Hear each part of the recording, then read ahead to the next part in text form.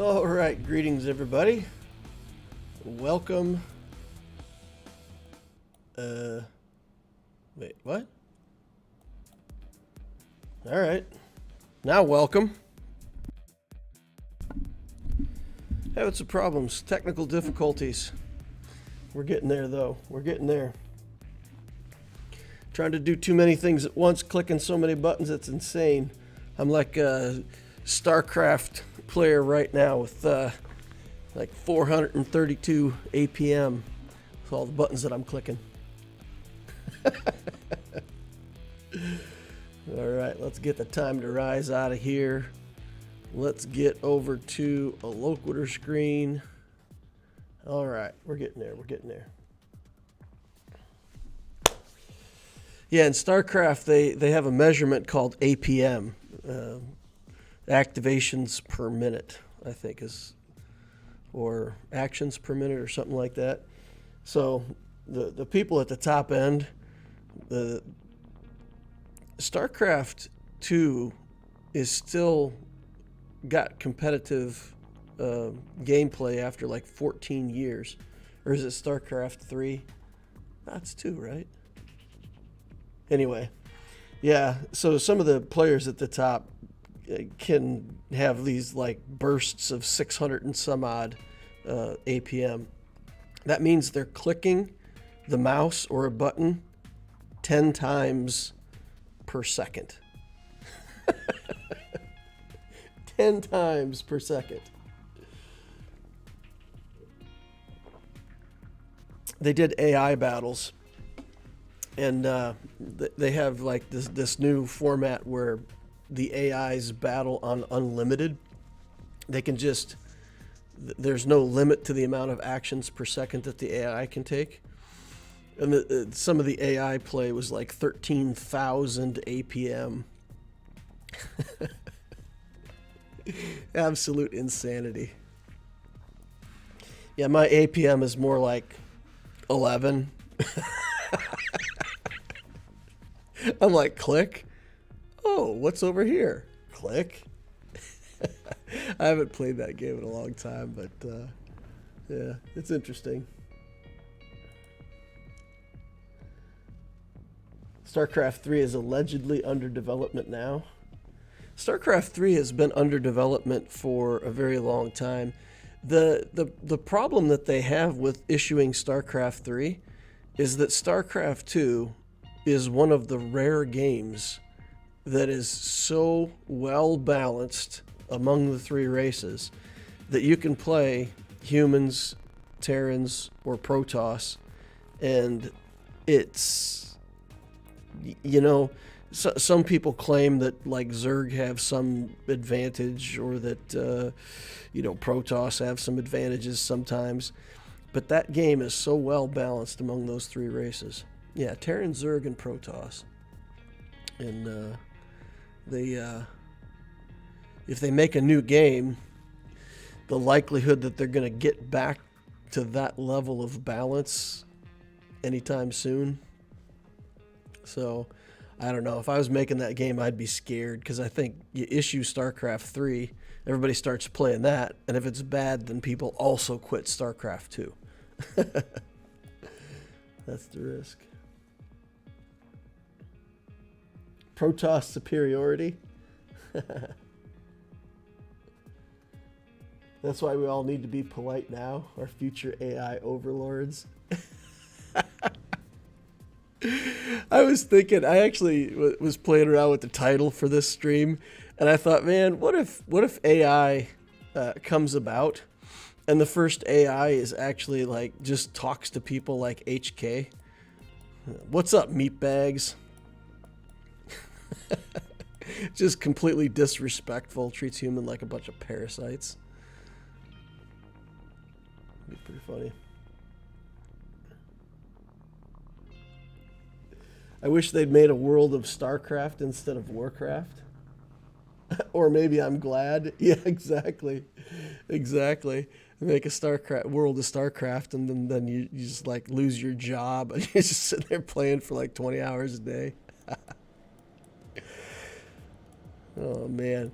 I love big stompy robots, and I always liked the Warhammer 40K, uh, and I there are a lot of 40K games out there, and I'm can honestly say there's no 40K games. Whenever I see a new one, I like download it and poke around at it and try it out, and they're all like mediocre. There's no standout 40K games of any kind.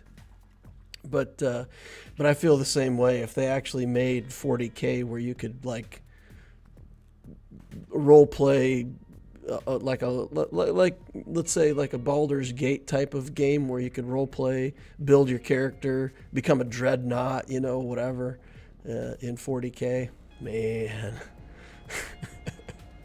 That'd be I would get sucked into that in a hurry because I love the lore. Arva's in the house. All right, let's see who we got here. We got Jack Sermon, Storm Pooper. Alana Sock says, "What's up, DL?" Brady Green, Juan Sanchez, Darth Robre says, "Let's go." All right, so we're going to do something a little different today. We're going to do a giveaway, but we're going to do a giveaway as part of this live stream. So when I activated it a few minutes ago, right at the start of the stream, it's a 90-minute timer. I'm assuming that the stream is going to go at least 90 minutes. But basically, for the duration of most of the stream, that's going to be running over in the Discord, and you can click the party horn and sign up. And basically what it comes down to is this. If you change your in-game name to include Inquisitor somewhere in the name, right? Like we've got some Inquisitors in the guild, and we've got Inquisitor Obtesio, of course, so that's always going to be the case. Let's see, some people have their in-game name set to Inquisitor, like this. Mad Kicks, You Always Goatin', yeah, Inquisitor Guapo. So if your in-game name says something with Inquisitor in it, and you post it to the Rites of Passage, it doubles your winnings. So I'm giving away a $25 gift card. You can pick between Google or Apple. If you're overseas, I can only send Amazon. I don't know why, but they won't let me do other gift cards. Probably has to do with taxes or local laws or something. I don't know. But anyway, if you're overseas, you'll get an Amazon card that you can use to buy another gift card if you want to. Apple or Google. So basically, you get $25. Now, if you're a new player and you change your in-game name to Inquisitor, and you win this, that'll double to 50, and players who didn't think they could be Hyperdrive players will be gifted a $50 gift card, and they can go buy the Hyperdrive bundle. So, hopefully a new player wins it. I'm not limiting it to new players, but I am limiting it to people who are on stream hanging out here with us and notice that we're doing a giveaway. And y'all can go over there and click on the Discord and win some stuff. Free stuff is good. All right, who else we got here? Lord Zenith is here. Boris Balkan. Whoop-de-doo, StarCraft 3. Yeah, nice name. Whoop-de-doo. That's funny. StarCraft 2 can't be topped. Nick says hello. Thoughts on Leia? I haven't had time to go through and look in detail. What was Arnold's conclusion on Leia? I assume from her kit that it's got to be insanity, right? Like, throw a couple tanks and like her team seems very hard to kill. I don't know how much damage they have, right? So that would be the question that I have, and I have to watch the videos and see what came of Arnold's testing. But I see a lot of defensive stuff in there. I didn't see as much offensive stuff as I thought maybe there would be. But if they also have damage, then it's got to be pretty good, right? Some lawyers got in trouble for using AI precedent cases that don't exist.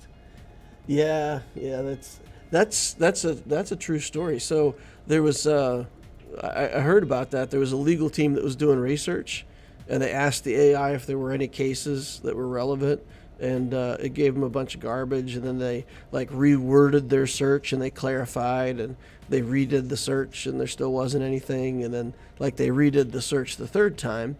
Now the AI will try to give you what you want, and it's constantly learning and adapting.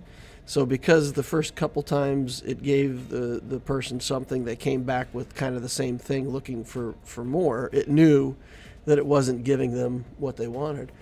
And then in the third instance, it just created on its own.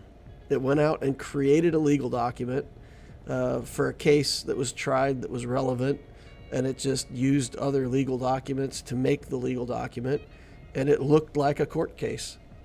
And when the lawyer saw the search and it came up and it says, "Is this what you were looking for?" He clicked on it and he's like, "Hey, that's exactly what I'm looking for."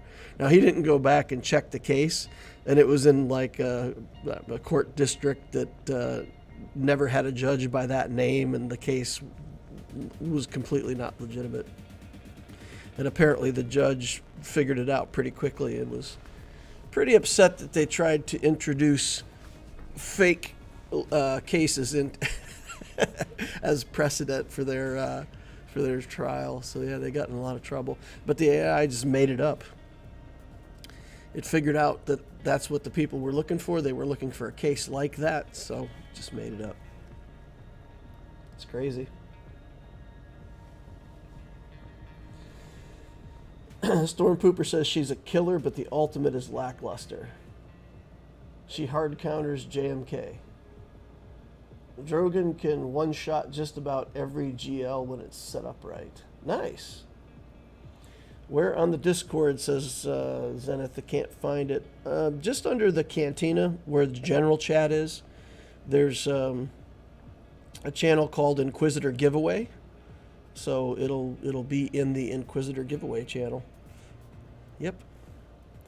Just 2 slots under General. If you can find General, just look down a couple slots and it's right there. And if you can't get in there, then I think the only reason you wouldn't be able to apply is if you have never agreed to the rules of the server. It might block you from participating.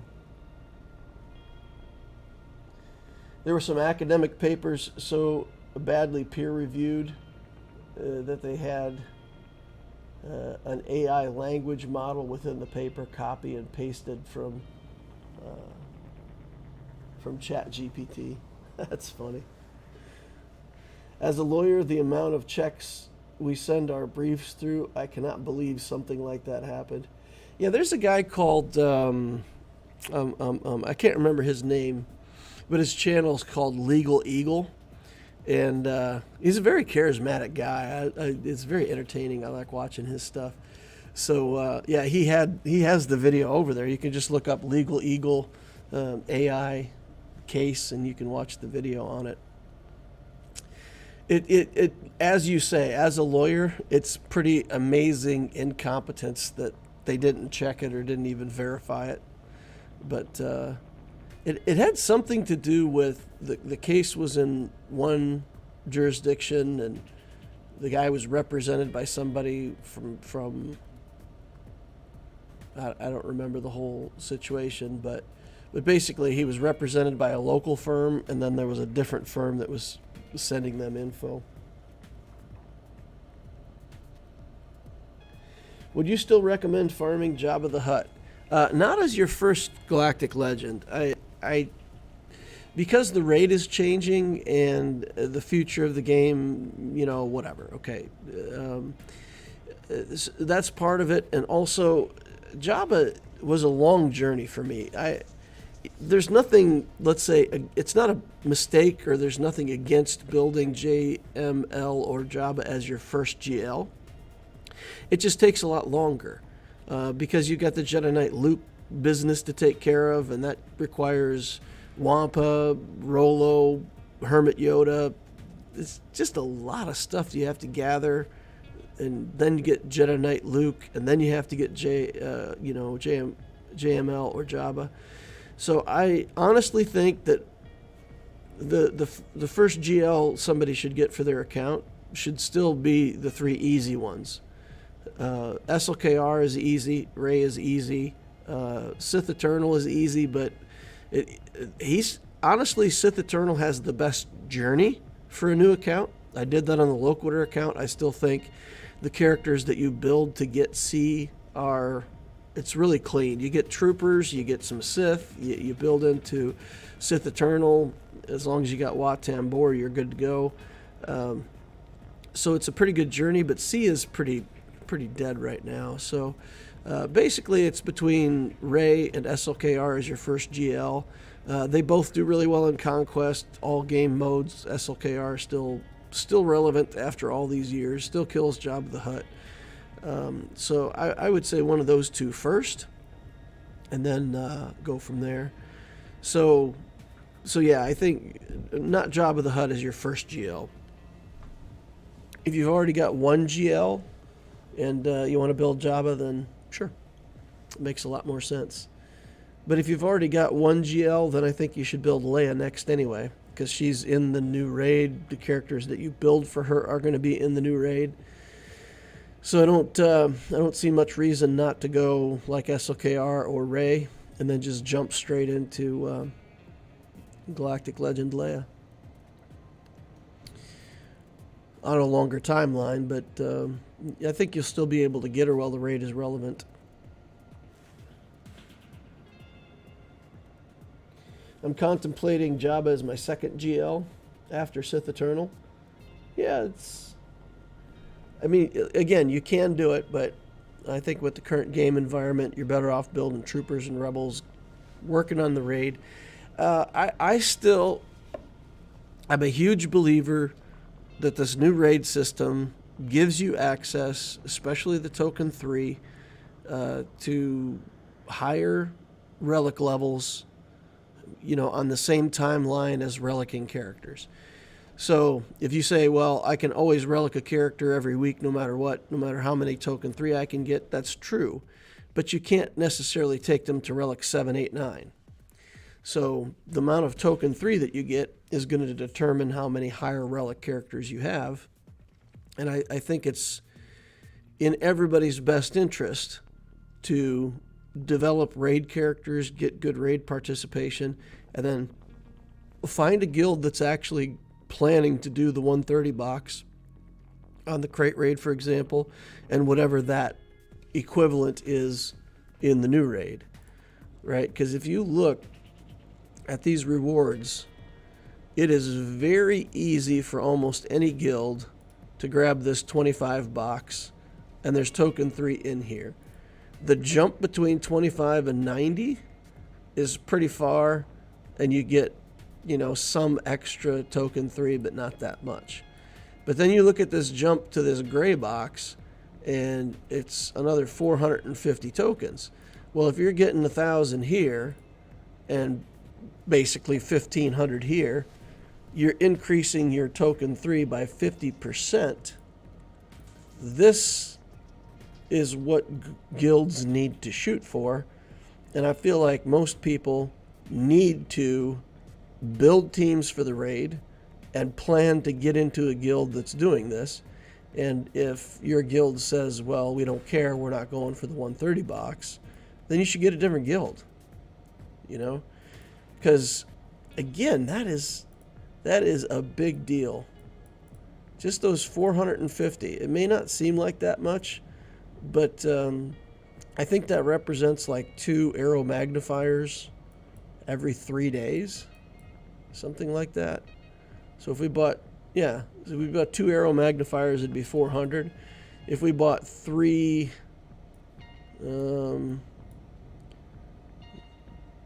it's almost 4 Zimbiddle cards.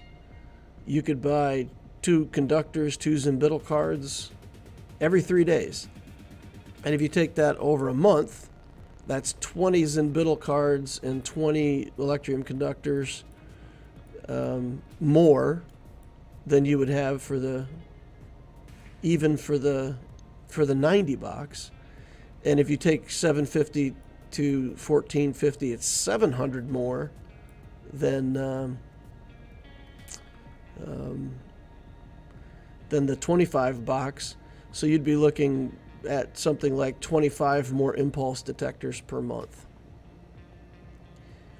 It's a lot. I don't know about you guys, but 25 impulse detectors every month pretty much for free. If you could have, 20 of them, or you could have 40 of them, that's the difference between being able to make a Relic 8 character or making 2 Relic 8 characters. See what I'm saying? 750 gets you a Relic 8 in a month. 1450 gets you 2 Relic 8s in a month. You guys might not think that's that big of a deal, but I think in terms of efficiency, in terms of account building, you got to do it. You got to get it. It's once you have fleet locked down and you're doing okay in fleet, getting that raid currency is the next big step in snowballing your account.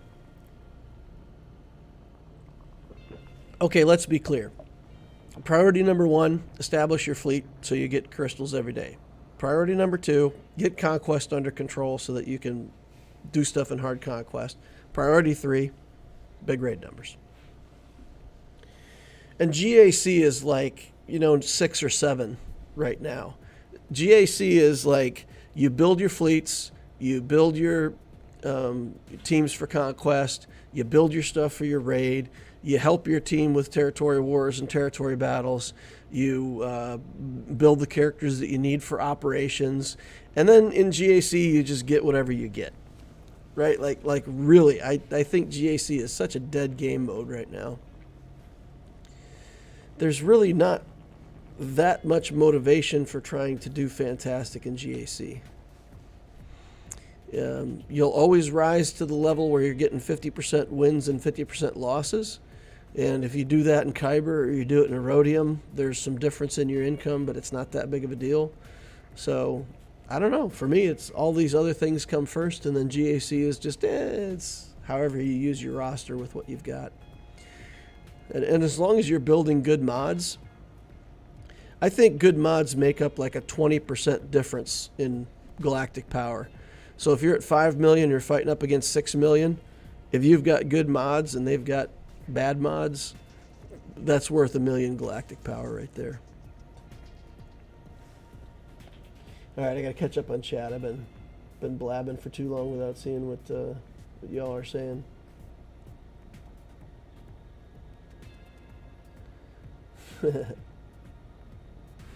Nate says, you spend tons, if not hundreds of thousands of dollars to get your degree, hundreds of hours of bar prep, and then you can't be bothered to write your own briefs. I just don't get it. There's always shortcuts to be taken, though. DL, do you ever buy the Jawa daily deal? I'm tempted often, but I haven't pulled the trigger. I'm playing my accounts free to play, so I literally don't buy anything. And if it's for crystals, then I really have been reserving my crystal income for very specific things in the game. Either more mod refreshes or buying carbonite circuit boards. So I don't buy any packs. I mean, I can advise when a pack is a good deal if I look at it, but I don't buy packs. Here's the unfortunate logic. Okay, if you buy a pack that gives you signal data, bronzium wiring, something like that, or if it unlocks a character that you wouldn't otherwise have, those types of things are buying you time. What was kind of eye-opening for me really long time ago when I was playing my main account, I did a calculation of how much it cost for a piece of gear, and then I did a calculation of how much that would cost for crystals, income, and then take a look at everything that you get in the game from all the events, everything else. And I calculated it up. And even way back then, you get $100 worth of loot every 6 days, I think. Something like that. So if you got 15,000 crystals and you bought gear, you've basically bought 5 days worth of progress if you spent every single crystal on gear. So if you spent $500 and went crazy on the game buying gear, you would have accelerated yourself by about a month. And when you think about that, I mean, after playing the game for 2 years, then that $500 you spent is like playing the game for 2 years in 1 month. Unless you plan to spend a lot of money for a long time, buying gear for crystals is always a bad deal. So that's where I settled into my routine of I can get this, I can get this, I can get this. Like the only thing that I can't get is more mods. So on my main account, I started spending $100 a month so that I could do the 50 and 100 cost refreshes on mods all the time, every day. And even on my main account, I didn't really buy, when I was, spending money, I didn't really buy gear packs. So that's my thought. I mean, when a gear pack comes out and it's a really good deal, I'm still inclined to say, nah. I'm buying time, but in the grand scheme of things, I'm not even buying that much time. It's only a little bit of time. I haven't redone that calculation recently, but I can imagine that with the game state the way it is now, we must be getting $100 worth of loot every 3.5 days with the new raid currency. Like a lot of money would not buy many days worth of progress. So, yeah, so for that reason, I don't like buying character shards because given enough time, you would farm them anyway. And I don't like farming gear because you get so much from the game anyway that extra gear is just kind of overkill. You know what I mean. You guys know what I mean. Gear is not the problem. Signal data, bronzium wiring, and character shards. That's what's going to hold you up in the game. Anyway, I've talked too long about this. I'm going on and on about it.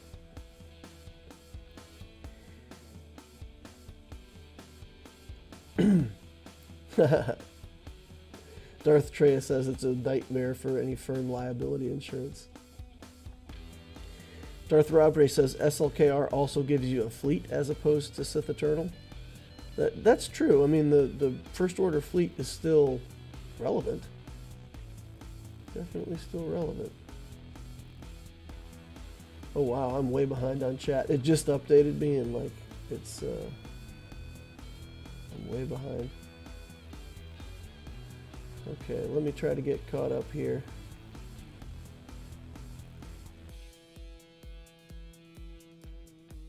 Kid Loquitur and I are headed out. Have fun storming the cathedral. Have fun storming the castle, says Treya. If anybody's a Princess Bride fan, that's a throwback to the Princess Bride. Have fun storming the castle. I changed it to have fun storming the cathedral because that would be more Swgoh, Inquisitor-like, right? Seems like Inquisitors would be more likely to be in a cathedral. Okay, I'm still doing my Galactic War battles on Talionis. Friday night's family night for me, so I hang out with the family, we watch movies, and just do family stuff on Friday nights.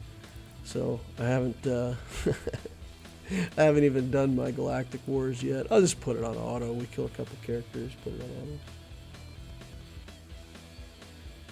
auto. All right. Which teams are good in hard conquest? There's a lot of teams that are good in hard conquest. CLS is probably just the universally easiest team to pilot. Get a few good data discs behind them, and you can run them down to 40% stamina, and they're still killing stuff. Padme, I also have found to be pretty reliable against most of the teams. The Padme team can take a hit, So against teams in Conquest that come in and do a lot of damage, the Padme team can usually soak up some of the damage. Anakin goes over, does a bunch of damage. That team does really well.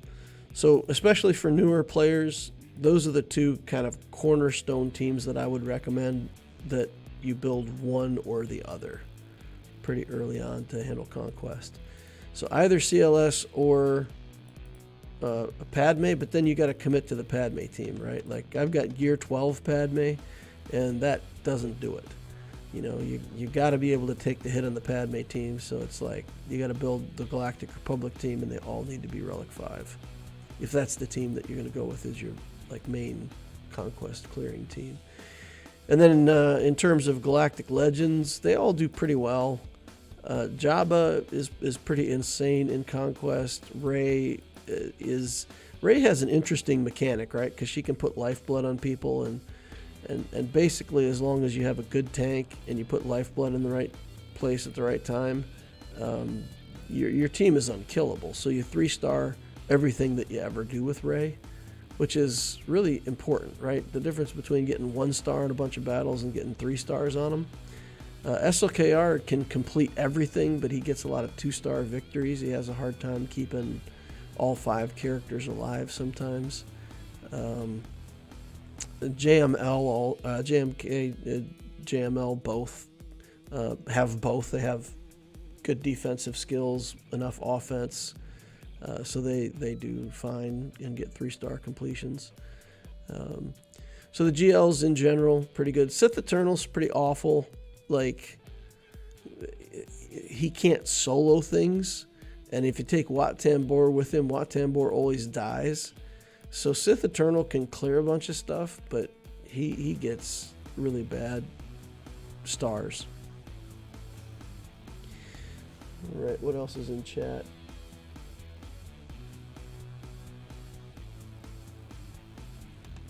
What do you think about Leviathan and beating it in fleet? I think, like I said before we even knew what Leviathan was going to look like, right? If it's unbeatable in fleet, then we just have to take our placement where we can get it, and look for the raids as our main source of ways to accelerate account progress, like we were just talking about.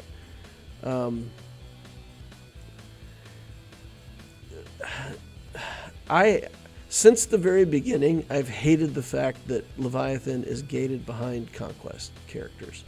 Conquest character, Conquest ship, it puts it out of reach for a lot of people, and there's accounts that are kind of in this, like, let's say year to 2-year time frame, where free-to-play players didn't generate enough account progress to be able to get Malgus when he was a Conquest character. Other people who spent a lot of money on the game are in the same fleet shard, were able to get Malgus as a character or have been able to buy him. So then you end up with these fleet shards that not everybody can get Leviathan. And then if Leviathan is the unbeatable ship, then it doesn't feel very fair anymore, right? Because some people can get it and some people can't. In older shards, everybody who wants Leviathan should be able to get it. In newer shards, nobody can have it, and either way is okay. It's just those people in the middle where some have it and some don't. So I hate the mechanic of them, putting the Leviathan with Conquest characters in it. I really think that was a bad decision. Don't like it. And but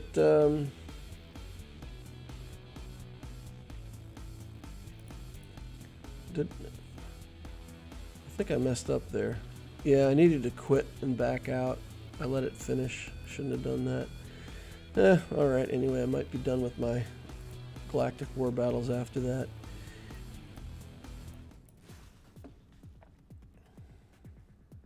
Should we be pushing hard to save crystals and 7-star it? My fleet is top 10 Leviathans, and I ain't got Scythe. So again, my thing is no. I I am not going to chase Leviathan on Loquitur right away. I'm not going to try to 7-star it. I'm not going to even worry about getting it at the moment. I think that raid participation is more important. And, over a period of time, I may get pushed into a position where the top 10 is all Leviathans and I have to take, 15th place every day in fleet. And I'm fine with that. I would rather have the 130 box on raid and top 20 in fleet than to commit all those resources to Leviathan and not be participating in the new raid. So again, you can make your own choices. By my calculation, what I get with that raid currency is more important. And some people may be able to get the best of both worlds, and maybe they have the characters for the raids already. Maybe they'll, I don't know, whatever. But for me, I am prioritizing Galactic Legend Leia and raid participation over Leviathan. And then I will do Leviathan after I get Galactic Legend Leia. And I'm contributing massively to the new raid, whatever that looks like when it comes out. Okay, as a new player, it's demoralizing matching up against 4 or 6 or 9 million accounts, even in Carbonite. It is. It's demoralizing, but at the same time, those players don't play. The reason they're in Carbonite is because they either forget or don't care about playing. And I tested this on my Allura account. So I'm still Kyber 2 on my Allura account that I quit playing. And I just simply don't play. And I still get Kyber 2 income every day. So I don't know what's wrong with people. Like, if you don't want to play GAC, don't even join. You join, you forget to play, your rating drops, you end up with this huge account in Carbonite. It's just dumb. You could have just never played again if you didn't like the game mode, and you would have just kept your income wherever they put you based on your galactic power. So, yeah, I mean, I don't know why people have done that to themselves, but don't worry about it. Carbonite is just, it doesn't matter how good you are or what teams you build in Carbonite. You just got to build a few good things and go up against your opponents. And when you're fighting somebody who's similar GP to you, you'll win if you're competent at all. And against the big guys, half the time they won't play, and you'll get a win there too. So you'll get out of Carbonite after 3 months of just being awful. And then when you get into Bronzium, it's going to be mostly the same thing. In Bronzium, you'll probably half the accounts you'll fight will be these big dead accounts. By the time you get to Chromium, you get more matches from people that are actually playing. And then Rhodium and Kyber, you're playing against opponents that plan to play. But again, you'll always be fighting up against people with bigger GP because they have bad mods, bad tactics, and you can beat them with a lower account. Grievous can take down some tricky conquest teams, but can be messy, and Grievous takes a while for new players. Yeah, Grievous is, again, he can do stuff, but it's low banner sometimes. Characters die. CLS is the best all around for Conquest. I started using C with Malik, and it works great. Yeah, okay, so if you have C and also Malik, nice. I love my Leviathan. I don't even need to climb anymore, says Arva. Nice. Executor with triple attacker still beats Leviathan, says Captain Swag. Nice. A brand new free-to-play account would likely take about 3 years to get Leviathan. Yeah, exactly. 2 years to get to 4 million. And no. Even if you're free-to-play, 4 million can come fast if you intentionally build galactic power. I think you can easily get an account to 4 million in about, I would say 18 months free to play. We're going to see on Lex Talionis. With my Hyperdrive account with Abticio, I mean, I was at 4 million under a year. I think maybe just over a year. Maybe it was right just after a year. But 4 million comes up fast. Just build all the characters and all the ships that the game gives you to some level, and your GP just skyrockets. It's crazy how fast it builds up. But anyway, yeah, so a couple years to get to 4 million, and then a year of proving grounds with refreshes every time. Yeah, exactly. It's only one refresh a month, says KY. If I add Rex, what is the Phoenix optimal lineup? Thinking about a new account. Right now, Rex for me is a massive disappointment. So, some people said, oh man, you got to do Rex, you got to do Rex. Well, they came up with the event. And a lot of Rex's power for helping Phoenix comes from these higher level skills. So right now he's giving them extra critical chance and max health. Okay, so that's useful, but it's not really doing that much for my Phoenix.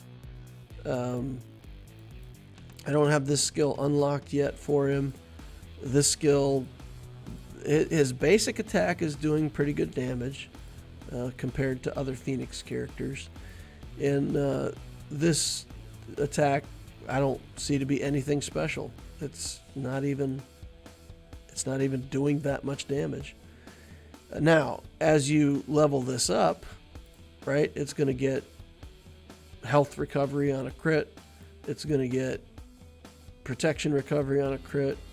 It's going to get stun for one turn. So by the time you get up here, this skill is crazy, right? Deal physical damage, stun them, critical hit, we get health and protection back, and if it defeats the target, blah, blah, blah, right? But we have to be, what level do we have to be here? 46, 56. So at 46 and 56, we open up this skill. So like by level 56 and skilled up, Rex is going to add a lot to the Phoenix team. But here down low, it's really unimpressive. Without the skills, he's just a worse version of Zeb right now. Anyway, so I don't know. I like the 2-tank version. I like Kanan and Chopper. Chopper has a buff dispel. Sabine has pretty good damage. But if Rex is doing damage, then maybe even, Zeb might be better in here. I haven't had enough time to experiment with it.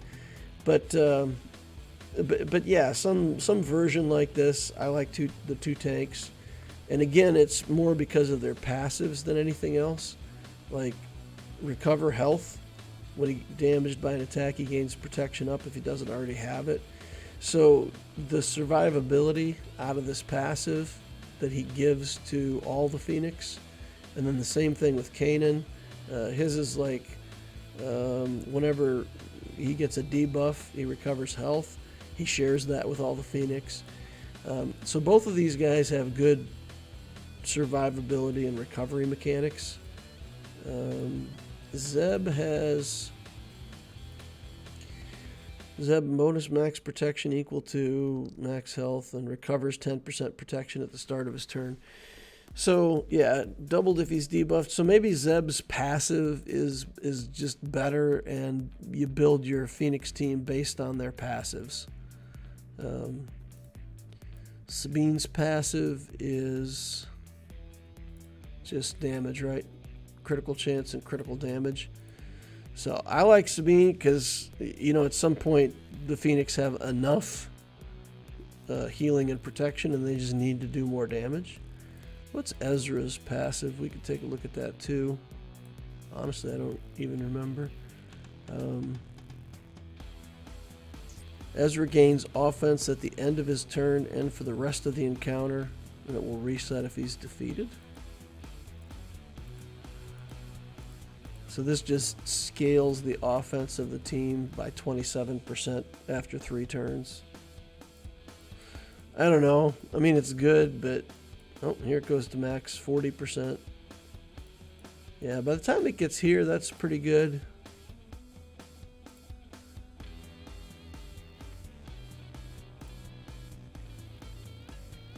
Yeah. I don't know. Protection recovery is so good in the early game for everything. So maybe you do, I don't know, maybe we kick Chopper out. Chopper's passive is so good though. Gaining protection up just all the time. It's super annoying for the opponent. Yeah, maybe this team's the best. And anybody who has other information can share it. Building Ezra in here also, I mean, the reason you build Ezra is because he's also a Jedi. So it helps you unlock Grandmaster Yoda. I don't care about him as a Jedi because I'm going to build a Galactic Republic Jedi team for Qui-Gon Jinn anyway. So I don't need him because I'm going to build Qui-Gon, Ahsoka, JKA, Mace, and General Kenobi. And Grandmaster Yoda. So I'll have plenty of Jedi.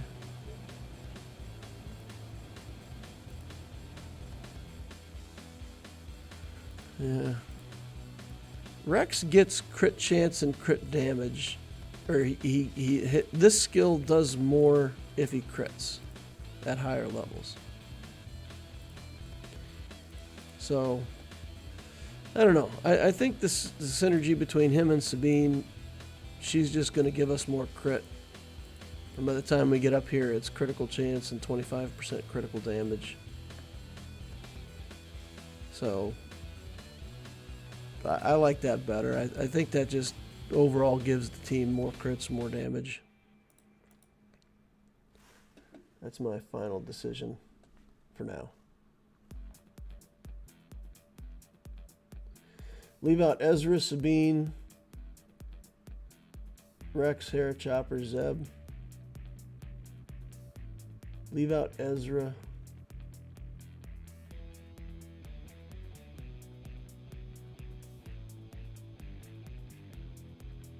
I had to save all my crystals to 7-star the Executor back in the day. And have to do so again now with Leviathan. Then it's free to play. It's possible. Do you think it's worth it doing to start Leia or go start Jabba Farm? I think everybody who doesn't have a current journey should be working on Leia. I think if you're confused as to what to be working on, work on Leia. And get participation for the new raid. So, I said before, anybody who has one Galactic Legend in their account, work on Raid Troopers and Galactic Legend Leia. That's my blanket advice for everyone. Because it's going to be, if you prepare now for what's coming with the new raid, you'll be ahead of everybody else. It's amazing how many people are going to wait for the new raid to come out, and then they're going to be like, oh, well, I had all these characters at 7 stars, but I didn't realize I was going to have them at really high relic levels. Guys, it's going to be the same thing that it is now. If you've got a bunch of characters at mediocre relic levels, you're going to get in there, you're going to get 300,000 raid participation. It's just like if you have a mediocre Jedi Knight Revan team, you can go in there and score 450,000, right? That's what you're going to get. If you want to get a 2.7 million score, you have to have Relic 8 characters. So you have to build troopers, build rebels that you're willing to take all the way to Relic 7 or Relic 8 if you want to nail your participation in this new raid. So do that. Work on really high Relic troopers and high Relic rebels and build Galactic Legend Leia. Because she'll be the Jabba of the new raid and pretty much a guaranteed 2.7 million or whatever the new raid looks like. Okay, well, I gotta get caught up on chat real quick here. Come on. Applying skill upgrades really boosts GP. Yeah, once you've done enough, really early in the game, like where Lex Talionis is right now, you still got to fight, like you don't have enough skill materials for anybody. But later on, it won't be an issue. You'll never have to worry about skill materials again. And again, that's why I'm going to focus all my crystals early game into Cantina refreshes, because it helps you with Cantina characters. I'm farming 6 hard nodes anyway with I was doing 1 refresh, but I don't even need 1 refresh now. And I can farm like 6 hard nodes a day and spend all my crystals on Cantina. That gets skill materials, it gets Cantina currency for the store, it gets the Cantina characters. So, best place to spend your early game crystals, in my opinion. Anything less than a 7-star Leviathan is a paper tiger. So yeah, if you get it, you gotta go for 7 stars. I'm getting to about 4 million in 16 or 17 months free to play. 18 sounds about right. Profundities in my shards are still beating Leviathan. Okay. I won't be using Captain Rex until his unique at level 6. That's where he really boosts them. Yeah, exactly. Got to get the skills up. It's like Veer's lead until he gets the active. It's pretty meh. Yeah, exactly. Profundities are completely locked out of top 5 in my fleet. Only Thrawn with Scythe is consistent. Zeb gives protection recovery for Galactic Wars. I think it might just be a learning curve. Seeing a lot more of Executor though in fleet. Yeah, if the Executor 3 attackers wins, then I mean that's a pretty easy route for people with Executor, right? Because you just switch the order, put the attackers up front, blast through things. I used Hera, Zeb, Kanan, Chopper, Ezra, and had no complaints. The team is garbage at 80 plus compared to what else you get, but it's great early. Most feats in Conquest are doable with Malak, Troopers, Geos.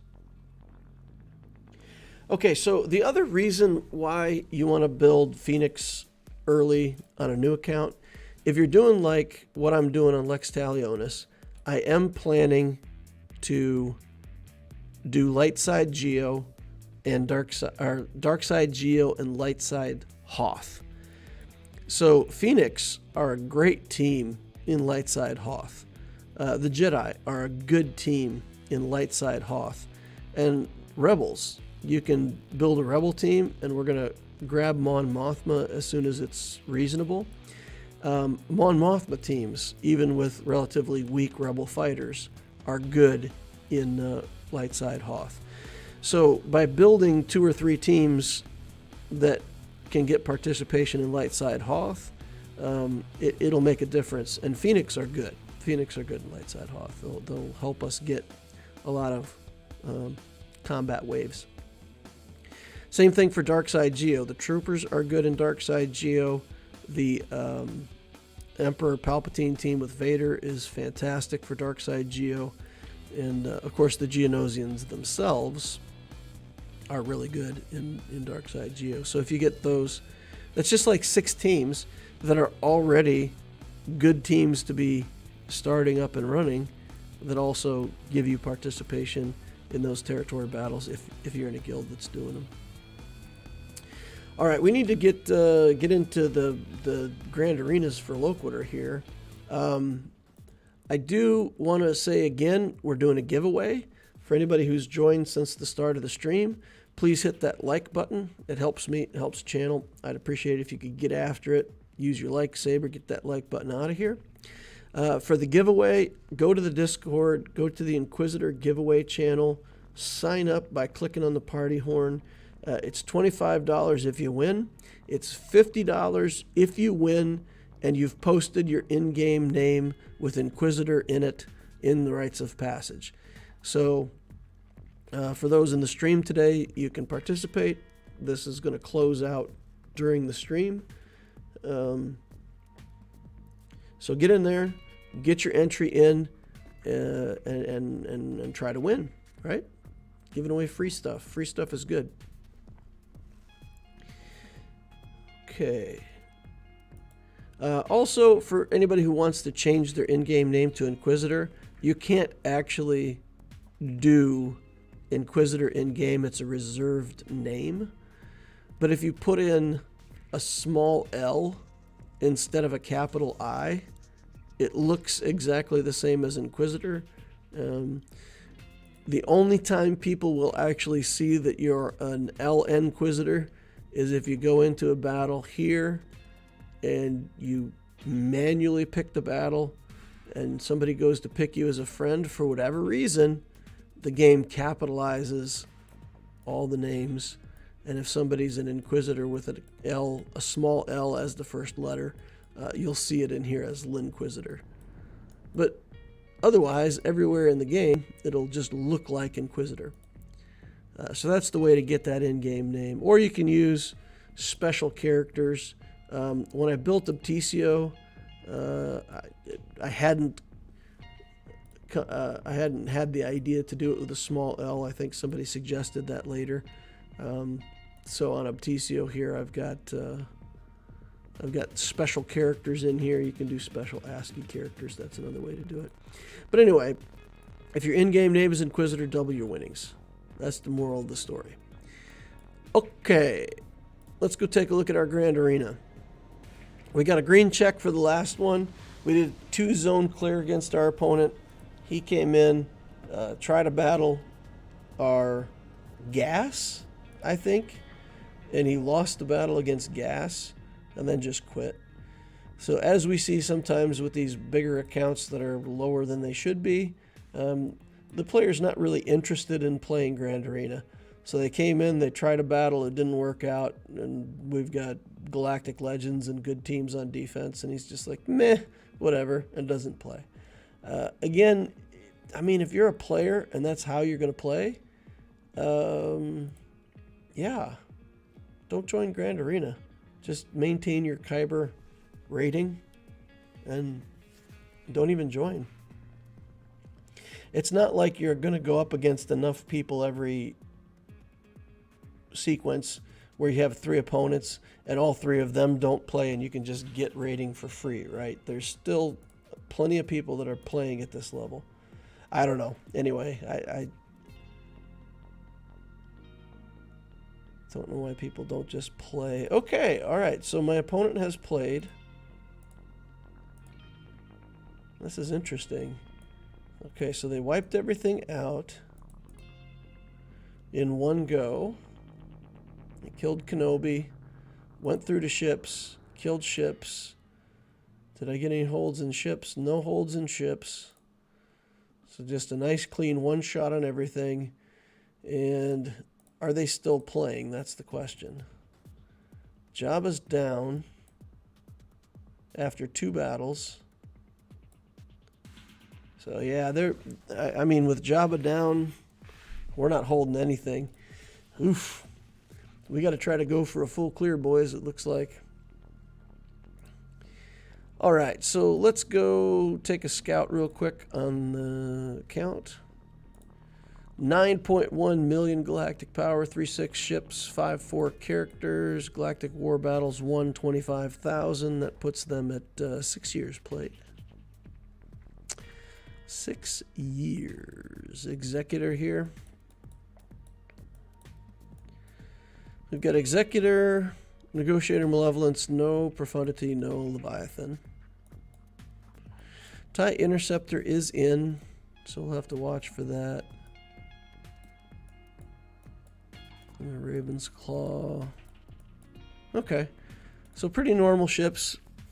One big capital fleet, 4 Galactic Legends, Jedi Master Luke, SLKRC, and Kenobi. Okay, Skywalker's in the house. We've got all the requirement stuff that you would expect. Not seeing a whole lot that's outside of that. We do have a Maul in here, Relic 3. We got Malak. Star Killer's here. Is there a Malgus? I did not see a Malgus. And these are all just... Oh, this is so sad. If my opponent watches this, man, if you've Relic this Dark Trooper to Relic 3, that has to be 7 or 8. That dude, like, his curve is exponential.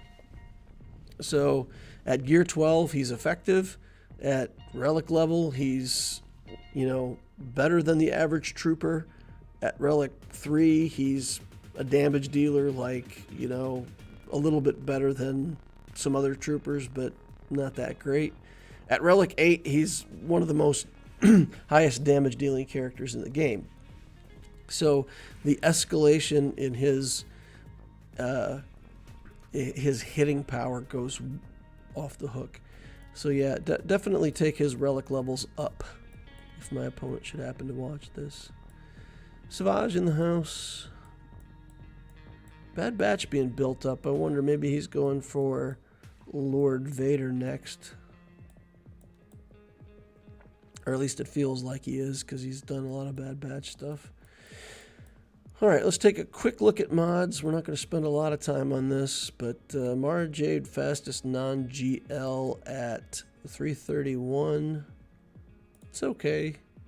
It's not blowing me away if that's the fastest character. We'll go down to Shock T. Couple layers down, 314. So he's got, maybe 10 characters around 300. And then 297. Okay, so his mods aren't bad. He doesn't have the best mods, but they're not bad. He's got some speed on some of these characters. So we'll have to be careful of that. Okay, so let's go look at defense and see if we can make a plan to clear out this opponent. All right, right away I see a GL up top, right? So down here we've got, Seer Junda. Man, I don't, what is this team? Cal Kestis, Fulcrum, Jedi Training Ray, and Asajj. I don't know if that team's even any good. This could be a good team, or this can be total bait. I don't even know. I've never played against the Seer Junda team. Here we have Sana. We know that this team, if we allow it to go off, is pretty nasty, so we gotta take that seriously. Grievous, easy to beat with a lot of things. Bounty Hunters here, we can probably use Mara Jade. So that zone, I'll probably have to commit a couple teams to clear out that stuff, but not too bad. Here we got the Maul. We got Geos, that's not a problem. This version of First Order, there's no stun, right? There's no tenacity down because we don't have crew in the group. So this is potentially an Enfys Nest battle? Question mark. And we can use Sith Eternal here if we don't need him somewhere else, which it doesn't look like we do so far. We can use Sith Eternal. Alright, get back on the chat over here.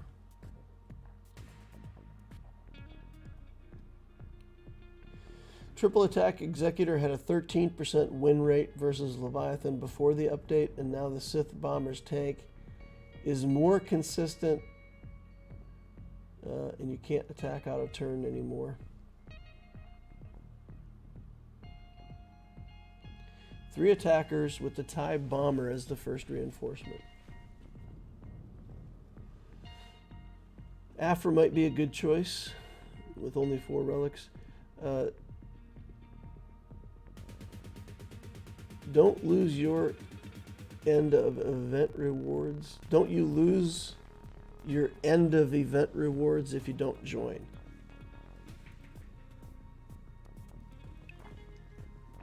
Your end of event rewards give you a certain amount of crystals. If you go in here and look at GAC, if you're one of these big accounts and you were at Kyber, let's say you were Kyber 2 at the time when all of this stuff came into play, and you want your weekly end of rank, you're going to get 250 or 500. So let's say every month you can get 1,500 crystals here. Okay. All players in division get 240 crystals. So in a month, that's 7,500 crystals there. So 7,500 crystals here and 1,500 crystals for your end of event. Now these guys are down in, let's say, Bronzium 4. You know, just garbage tier because they're not playing, right? 85 crystals.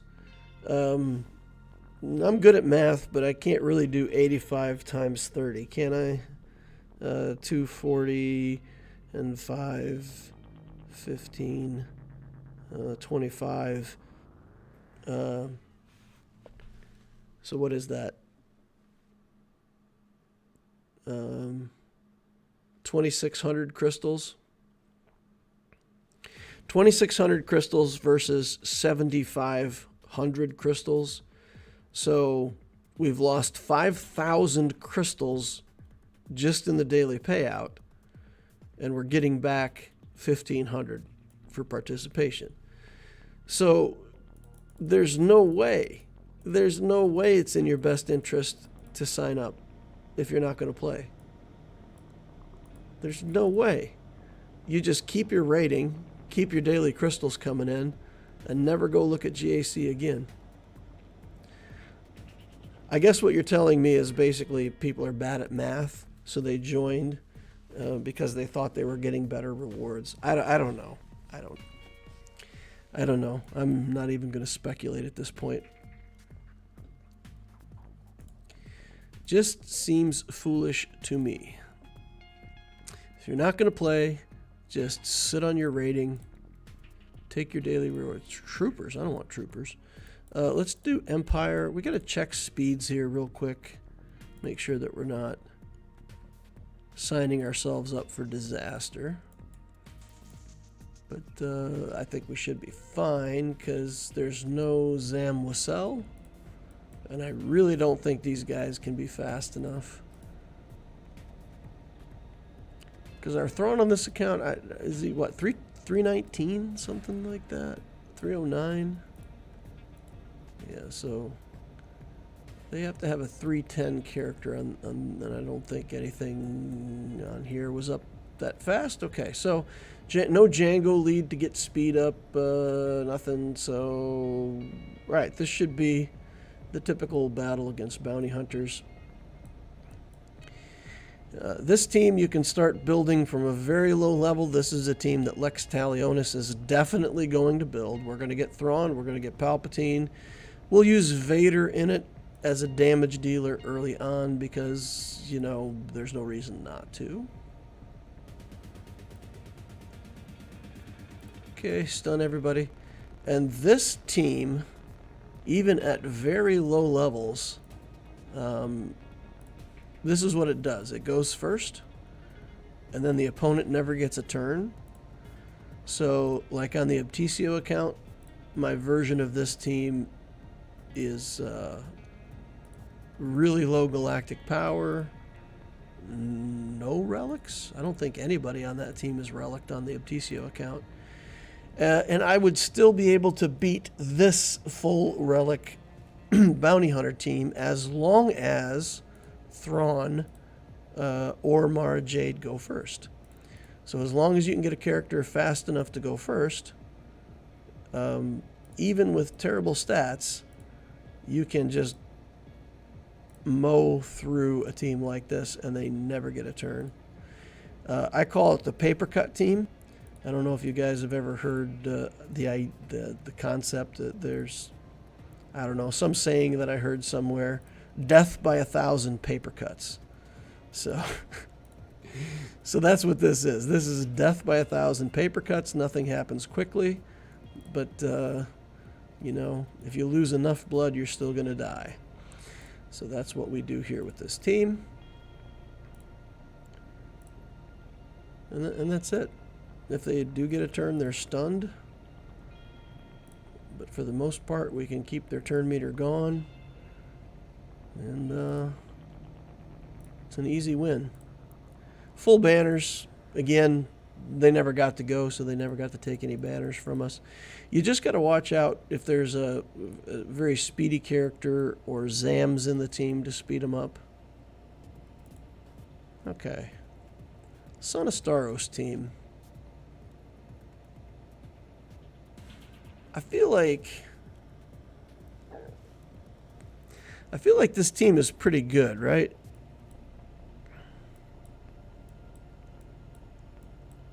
So I've been playing around with this team just with a Gear 12 Asana and a Gear 12 Han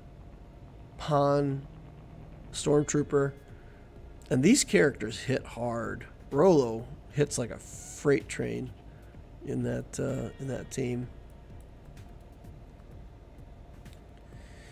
And we got to deal with this stupid Cara Dune taking a week. I mean, we could trooper this. Troopers feel like such overkill for a team like this, though. But I don't know where else I would need my troopers. I could use troopers here as well. Has anybody fought these teams before at relic level? The Ufu team is fairly good, says Arva. It will require insta-kills or gas.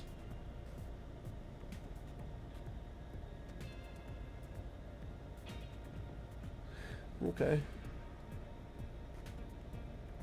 So Arva says that the Ufu team is going to require instant kills or gas. Wow.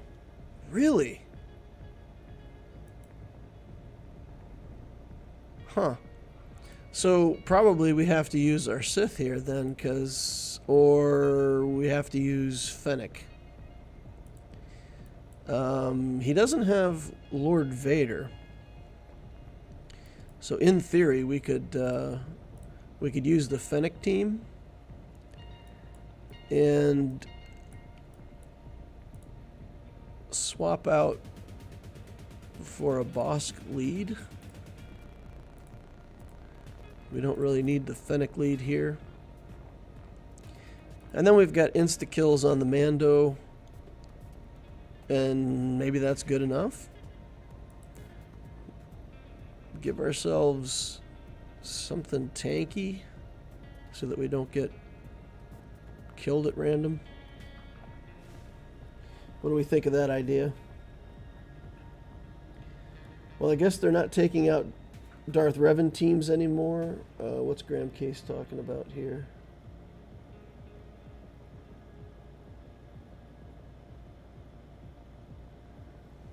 They're not taking out DR teams anymore. And for what you can use them for, bounty hunters, you probably don't see them on defense. Alanis Hawk says, DL, I hope we match up someday. Yeah, if we do, man, you're going to have to let me know, and we'll try to stream it. If anybody from the channel ends up fighting me, let's stream it. If you lose, you still lose rating if you don't sign up, I believe. Well, like I said, my Allure account is back in service, and it's still Kyber 2, and I mean, I don't see it losing rating, but we'll see. We'll see if it gives me a indication. I think you're passively losing rating. So the ratings, there's a rating squeeze. So yeah, you will lose rating, but I don't know. If the game actually takes rating away from you, maybe that makes a difference, but I don't know. We'll see. Like I said, the Allure account's back in. I don't plan to join GAC over there, and I'm just going to see what happens. When you don't join, you count as getting 1 and 2, So you're still going to drop, just not as fast. When you don't join, you count as going 1 and 2. I didn't play the game for 2 months, and when I came back, I was the same level I was when I left.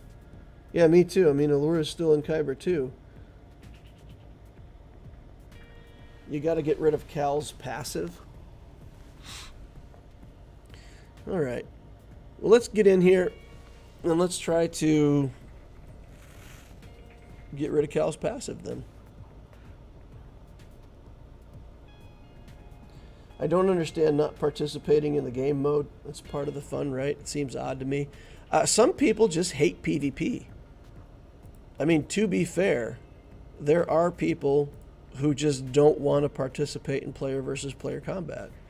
I played World of Warcraft for many years, and I knew people, friends of mine, who just had absolutely no interest in PvP. Let's see. Let's protect Mando.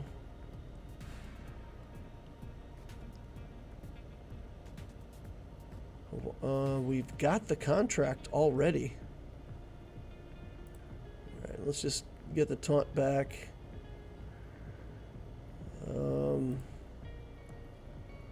Do that.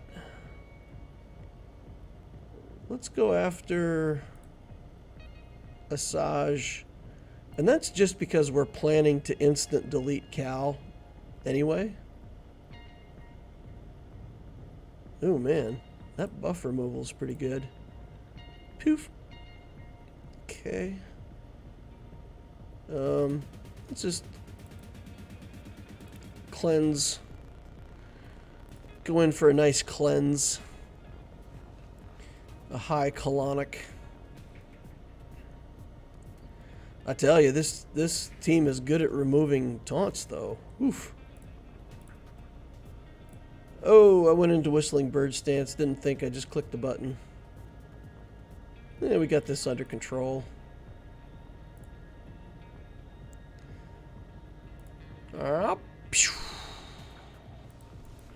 Evaporation's so satisfying. Alright.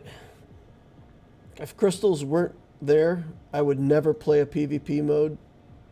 Sean says, I do hate PvP and MMOs. Too much toxicity and grinders. Lizzie says, same, haps to you. I do it for the rewards, but I don't enjoy it. Yeah, and when we played, I played the Battlegrounds in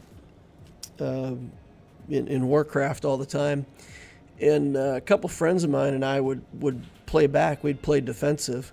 So most of the team, especially if somebody's running a bot, right? The bots just automatically go on offense. So they run up to the front and they're on offense. And we would put together a harassment squad and just harass all the first people that came down to the base and get kills over and over again, prevent any tactics with them setting up, sneak around. I had a druid and he had a rogue, and we would, the very last base before you get into the headquarters area, I can't even tell you how many times we went back there and stole that back, converted it back to Horde. You know, we were playing Horde characters and just made mischief for the opposing team. And rather than just go up front and beat your head off the wall and get frustrated by the bots who are just running into combat and getting killed over and over again, you could do fun stuff elsewhere in the game. But there were a lot of people that just hated it. They hated PvP because it was just stupid, just dumb for a lot of players. They fixed a lot of that stuff, but at first it was really bad. I think I'm going to use the troopers here. We can't kill Maul with the troopers, right? We've still got the Maul team up top that we got to deal with, but we can't use troopers for that anyway. So we'll use a 4-man trooper squad here.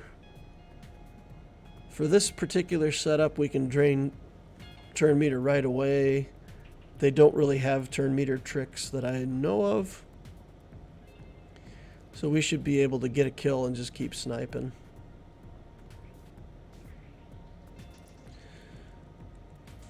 Okay.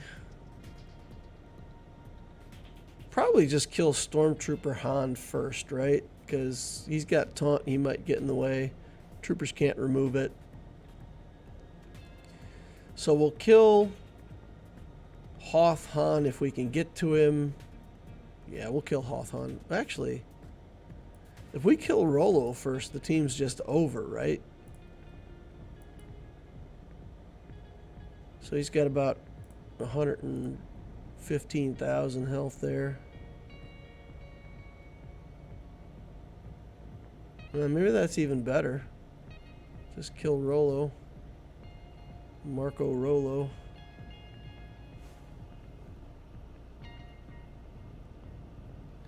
Doesn't Stormtrooper Han give turn meter? He might. He might. 25% chance to remove turn meter. He recovers 5% protection and removes turn meter whenever he's damaged. That's not significant enough for me to worry about. Yeah, let's do it. If it catches me off guard and there's something that I don't understand, then, you know, we'll all learn something together and be better for the next time. All right. We've got plenty of turn meter.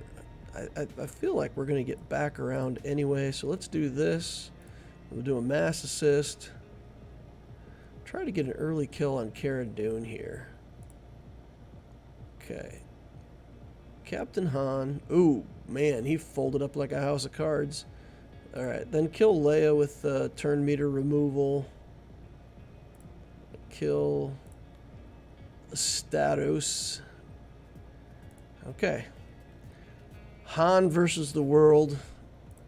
And he chooses to try to steal banners. We had some purple protection up, though, so I think we're good. All right, you know what we are not doing that we probably should be doing is fleet placement. We gotta get out and do some fleets because it's my payout time for fleet. Well, we'll do some more armor penetration. Why not?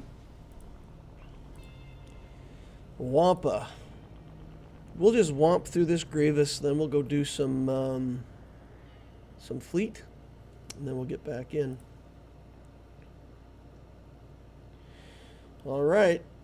8 minutes left, y'all. 8 minutes left in the giveaway. 8 minutes left to get over to Discord, sign up for a $25 gift card. If you post your name as Inquisitor to the rites of passage, when you win, your winnings will be doubled. Please don't be cheesy and win, and then after you've won, go change your name and post it. Yeah, that's not cool.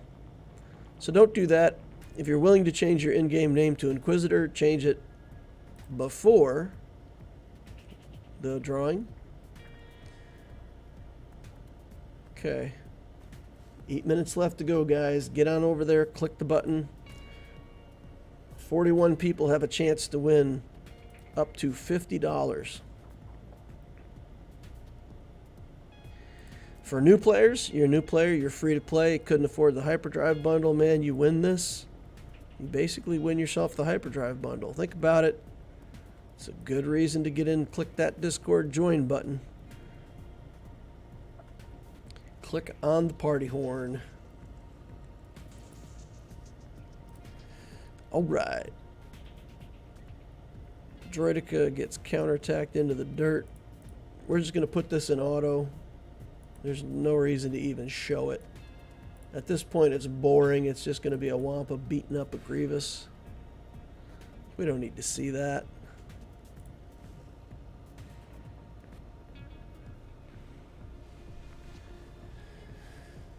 Okay. Hapsi, you said that would be amazing to get the hyperdrive bundle for free from a streamer who gave you money. Let's do it. Let's get a new player to win this thing. All right, going for fleet placement.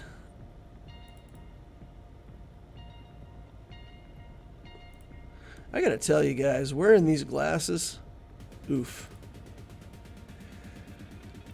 Oof, oof, oof. I got bifocals because I'm old. Progressive lenses, I guess we call them. Like, there's a politically correct way to say bifocals now. So I have progressive lenses. But the non-progressive part of the lens, I have astigmatism, right? So I see things double at a distance. So the glasses have a pretty strong correction for astigmatism. And when I'm sitting here looking at my computer, if I look through the normal part of my glasses, it doubles everything because I'm close. So I constantly, wherever I have to look, I have to get into the progressive part of my lenses. So if you see me guys looking around and like doing this with my head, it's because I'm trying to get my glasses set up the right way so that I can see. And when I'm trying to read the chat over on my other screen, man, it's rough. Because I look over at the chat and then I'm like trying to bounce my head around and figure out the right angle to see the chat. Oh, man, I'm telling you guys, if you got a choice between getting old or not getting old, just don't get old. Things start to decay and fall apart and makes things harder. Yeah. I think that would be the most valuable thing. If anybody figures out how to significantly stall, reduce, or reverse the aging process, that will be the idea that's worth the most money for the longest period of time. Because there's a lot of people, even if you don't want to live forever, just not having to deal with the natural degradation that comes with old age. I think a lot of people would pay a lot of money for that. So, yeah, plenty of people working on it. Nobody's solved it yet, but I think that's the most valuable thing in the universe to humans. Is trying to live longer. All right, that's fourth place over there. Loquitur. Inquisitor Xanier. Oh, man, I hate having to beat up on another Inquisitor, but it's my time. It's my payout time. Ruthless. Friends, enemies, doesn't matter. Get them out of the way. 3 minutes left to get that sign up. Go into Discord, Inquisitor giveaway just under the general chat. Click the party horn to be... Don't click it twice. Second time you click it, it will deregister you. You can't register more than once. So if you click it a second time, it will take your name off the list. That's not fantastic. It's not what we want. We want your name on the list. Okay. I've also had people who win message me from different accounts, and I always think it's some kind of scammer trying to get something out of me. So whoever wins, I will send you a chat directly in a direct message to talk about your winnings. Don't try to contact me through another Discord account or in another way, because I'm going to assume it's a scam. Somebody else is trying to get the money from the legitimate winner. Okay. All right. We can't quite put this in auto yet because... Okay, now we can because we got the alt up. Good, fine. Put it in auto. 34 seconds.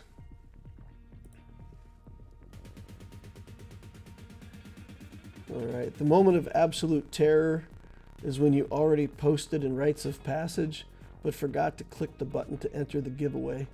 Thanks for the reminder. That's funny. Nice. I've got some snake oil that'll fix that. All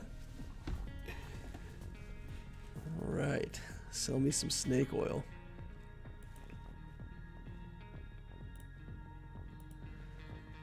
All right, here we go. Fulcrum! Fulcrum is the winner. All right. We will send a message to Fulcrum. Smiley face. Chicken dinner. All right, new member of the Legio Lex Talionis Guild. Nice. All right, so let's collect up some objectives here.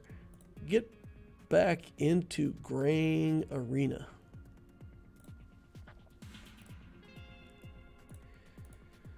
All right, let's see what we got on the back wall here. We must have something on the back wall. I still have a squad battle to play on Talionis as well. Yikes. Romano Farfad. Isn't that the name of the bad guy in Shrek? Oh, that's Farquaad. Close enough. Fafard. Okay, so back... Oh, man. Treya. We got this nasty old Treya team back here. We've got Iden Versio, and we used Wampa.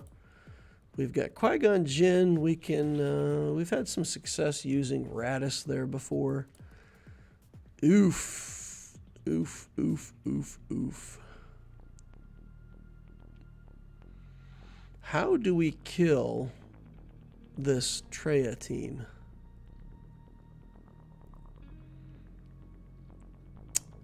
Man.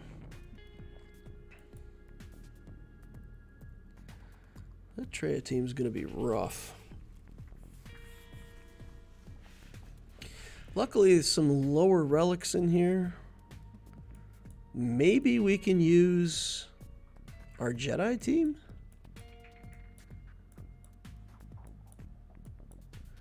I fought this before, and I lost with a couple of the things that I tried.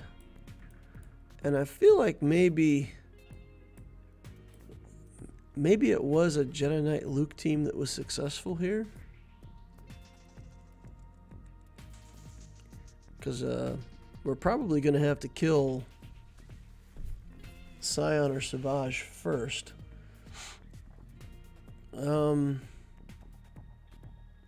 What would we do here? Mark Nihilus and kill him with the Jedi? And then try to work our way through the rest of the team? Because Nihilus is the instant kill threat, right? So if we...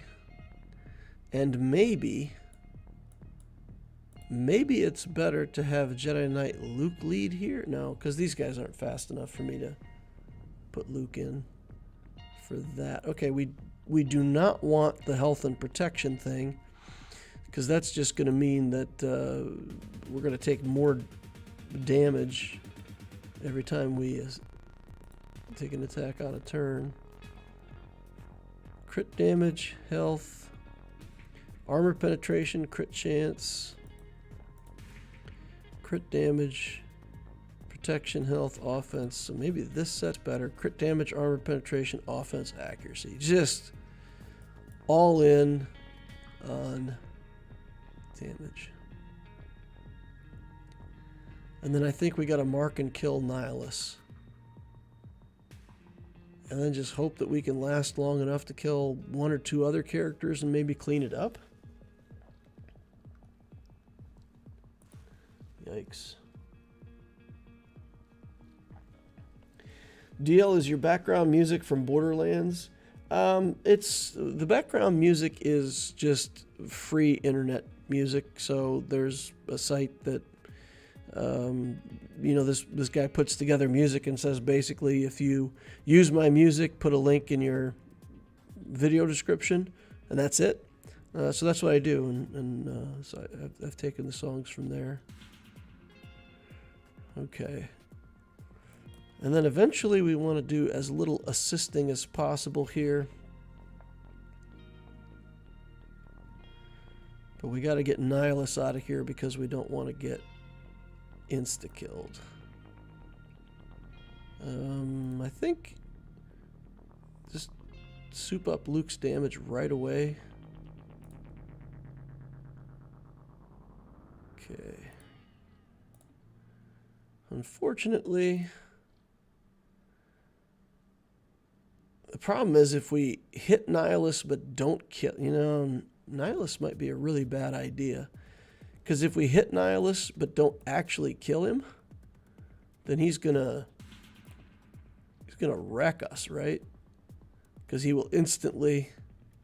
Oh, now we can do it because we've got the ability block on him. Okay.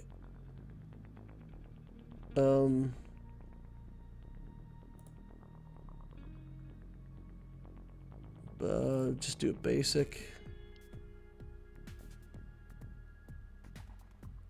I'm not sure, but right there might have been the savior.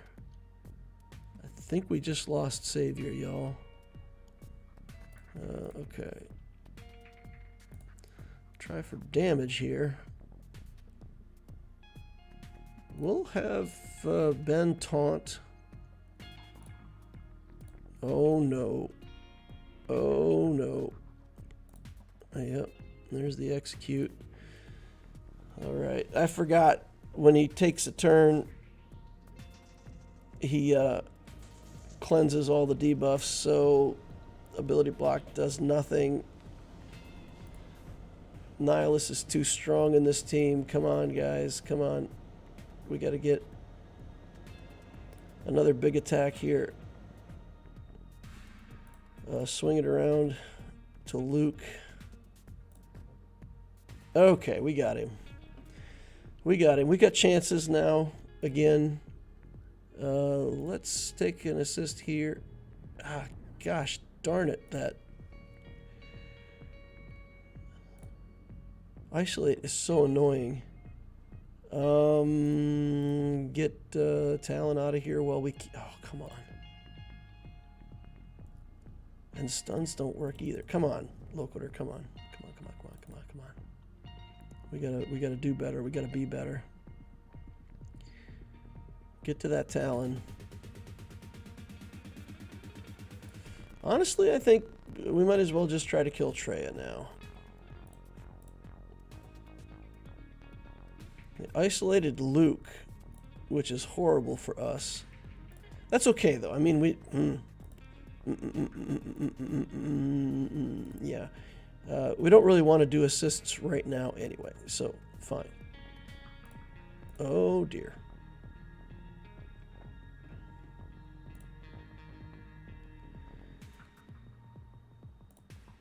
We can buff, right? Nope, not even buffs. Not even buffs. Okay, all right. With Revan gone, I think we're done. I think this goes badly pretty quickly from here.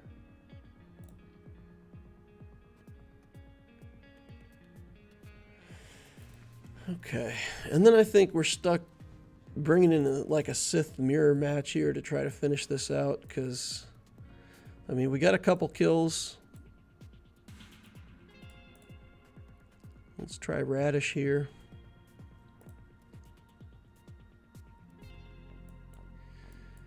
Then we'll go up front. We'll deal with the stuff up front and then come back. Where's Radish? Okay, I must have passed him up. There's Radish.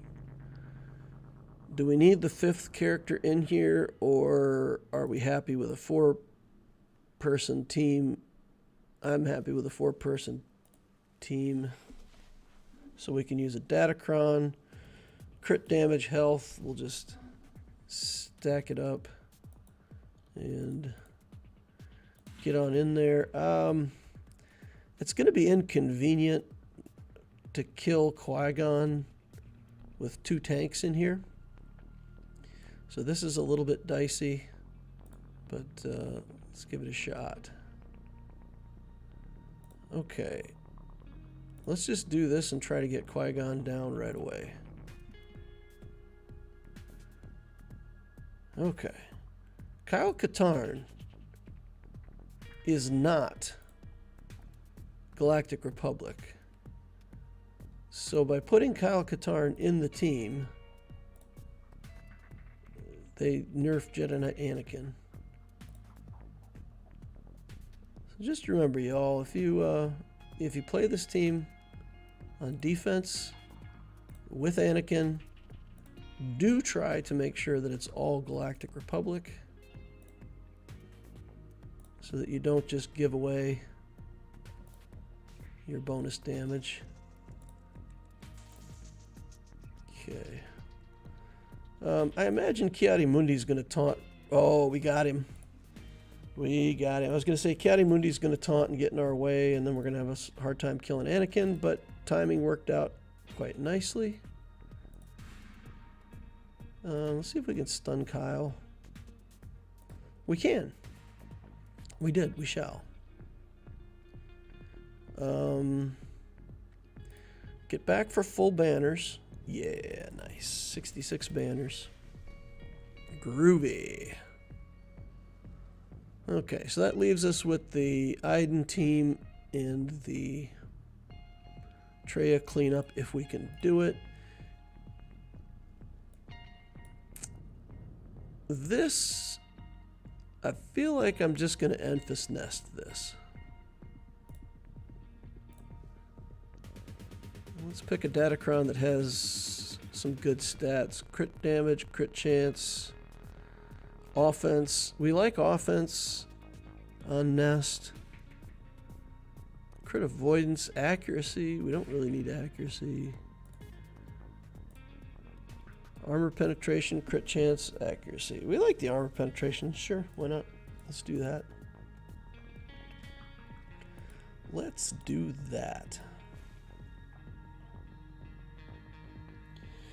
Would you consider putting Admiral Raddus on defense? I would consider it, but for right now, there's a couple teams where the Admiral Raddus I feel like is a really good answer, and that Qui-Gon team is one of them. The Qui-Gon team can be rough, and Raddus so far has had a good track record of dealing with it. So, yes, I think it's fine for somebody to put him on defense, but not me. I need him on offense. That's how I feel about it right now. Okay. I mean, if you've got answers for the Qui-Gon team and you don't need your Raddus for offense, yeah, he can be good for defense. He gets some pretty good defensive holds. Now that hit was more than I bargained for.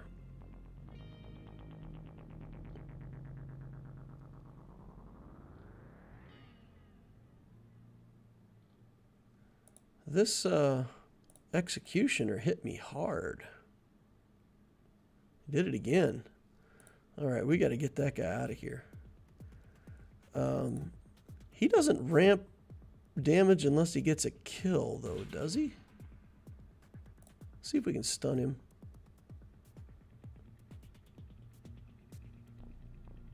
Okay, counterattack Phasma into the dirt.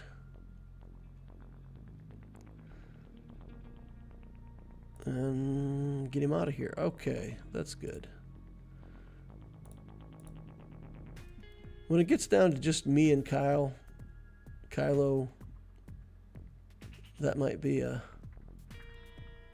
Oh, okay. I was going to say that might be a long battle waiting for the right sequence of moves, but I just instantly killed him, so there's that. This team, I feel like we probably need CLS here. I don't know what else I have that's going to deal with this. Again, I've really left a lot of stuff on defense, so What do we kill with Han? Are we better off?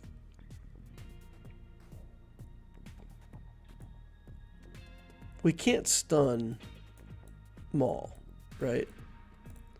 So we gotta hit. If we kill Mando, he just comes back to life.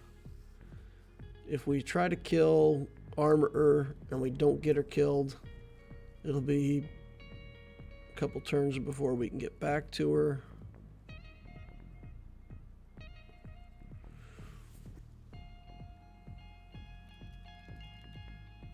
Yeah, this may not work. CLS, I feel like CLS isn't the greatest against this team. We got to get some early kills. We got to figure out how to get an early kill here. So, how offensive can we get with our stats? Armor penetration, crit chance, big crit damage, offense. Basic gives us speed up. So I think we do that. Just front load all the damage. And then I think we try to kill Armorer just to get one of the attacks out of there.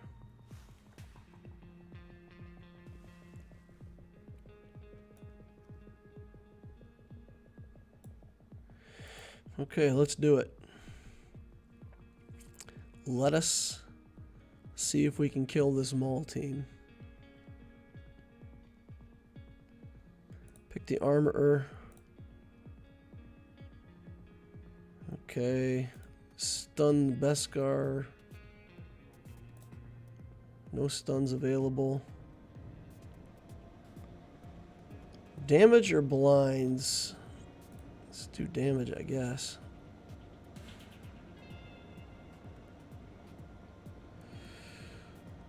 Okay.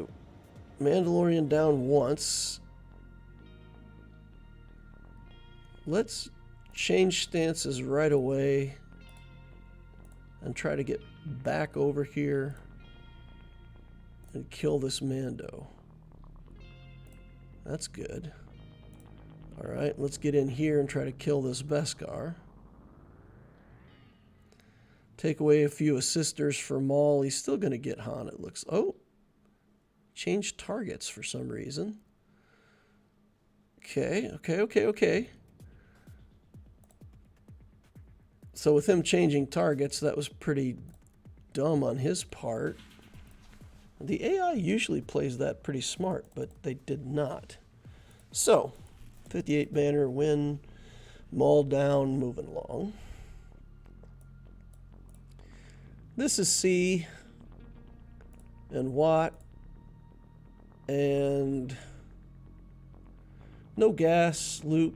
It's good damage, but it's not crazy. I'm going to put in one other character just to waste their time and let me get to my ult a little bit more reliably. Health steal, protection, crit damage. Sure, we'll take this. 15% for each other ally. It'll give us a little more health. Royal Guard, Relic 5 with the Zeta. He's pretty healthy. He should be able to take a couple bumps off of this. You know what? I said I was going to go do fleet, and then I never did go do fleet. I've only got one battle left before I time out on my payout. So we'll have to go there right after this battle. Alright, let's link here. And we will link to Luke.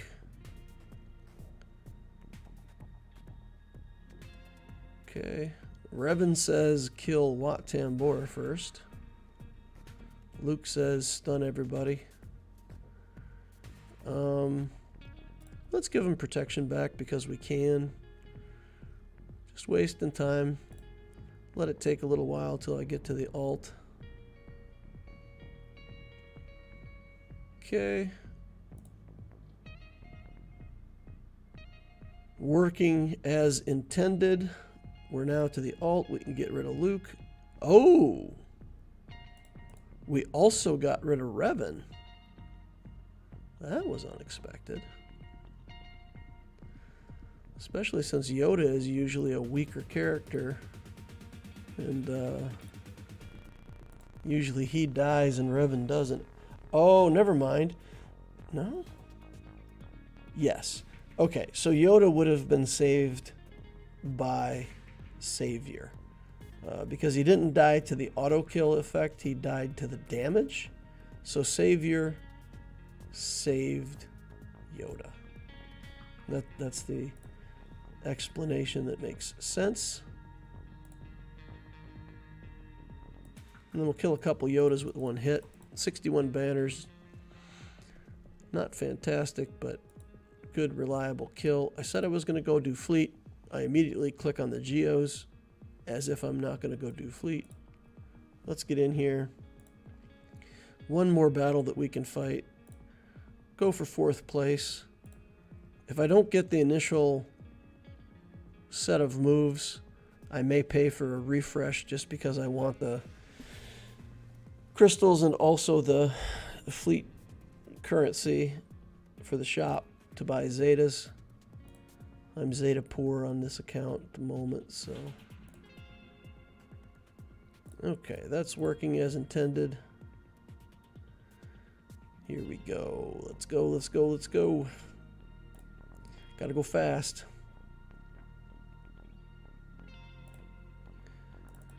Okay. I'll just do my standard gimmick. Bring this in. Hide the Millennium Falcon. He'll call in a reinforcement.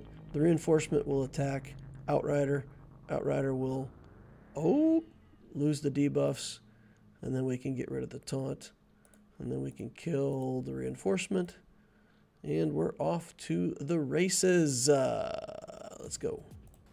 Let's go. I hope I didn't use up all my luck here. And then I go into fleets in Grand Arena. And I get bad rolls and lose. I hope that's not the case. Maybe his Executor was on offense anyway. So we'll see what kind of ships he has on defense as soon as we knock down those Geos. And then we got to figure out a Traya team and an Iden Versio team.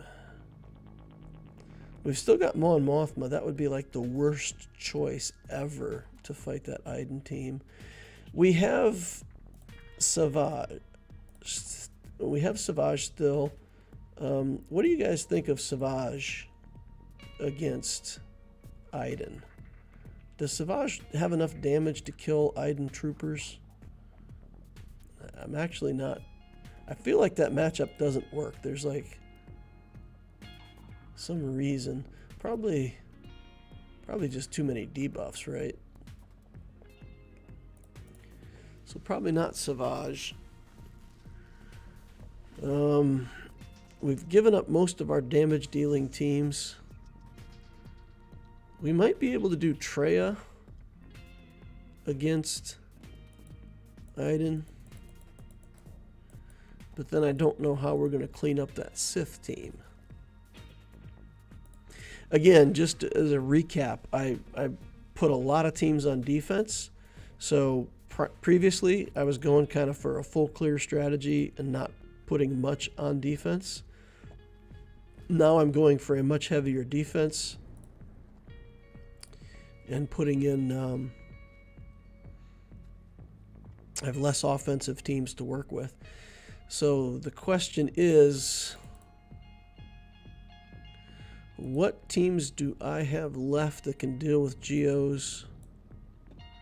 I could do a Geo mirror match because I have Geos on offense. What would that look like? Can't use Geos against Traya. Can't use Geos against Iden Versio.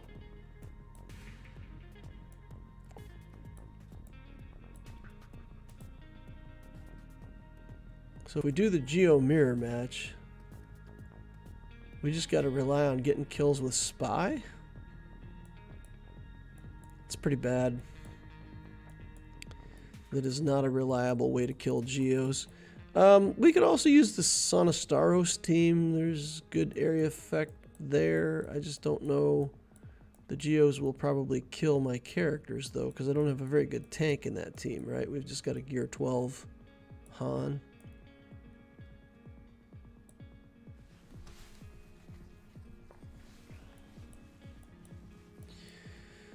We've got some kind of Padme team. I don't think that's killing Geos. Mon Mothma's useless, right? We can't do anything with this team against what he's got on defense. Night Sisters. Night Sisters. Mediocre Night Sisters. What could we kill with some mediocre Night Sisters? That's an interesting question.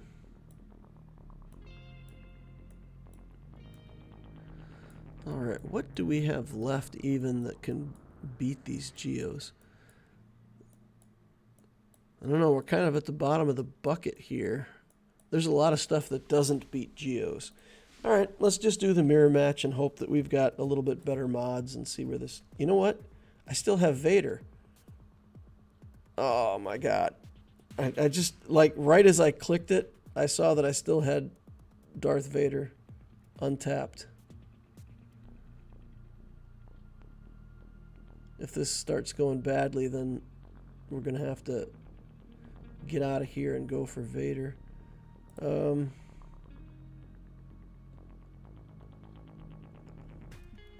Spy is not stealthing.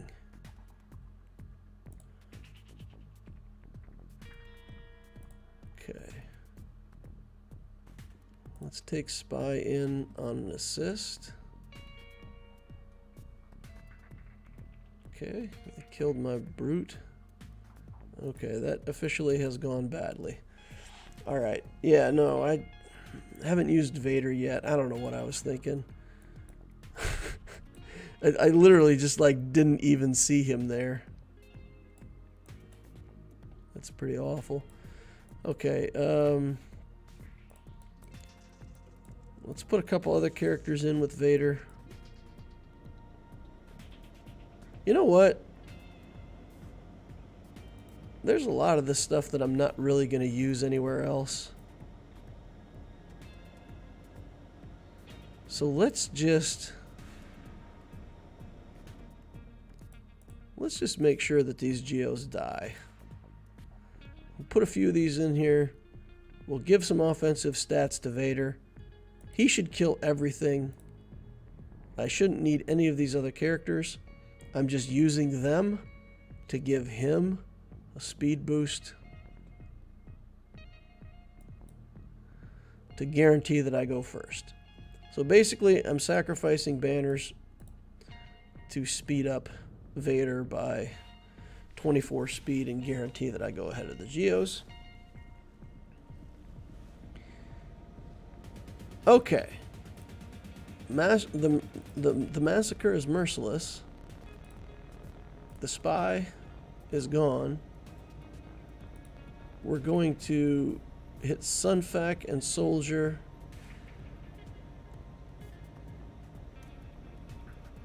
And the Brood Alpha. Now Poggle.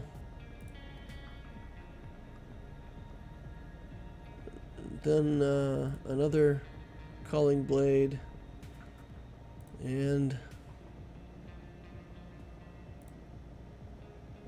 okay, fine. 46 banners. 46. Drop the battle against Geos. Ah, grr. Grr, grr, grr. Okay. What do we got for fleets? We've got no Executor. So we've got 3 good fleets here, though, right? So we've got the Empire fleet. I have to imagine that he's got the TIE Interceptor in there. We've got Negotiator. And we've got a Rebel fleet. So this we can beat pretty reliably with Separatists, but maybe... so if we do Separatists here...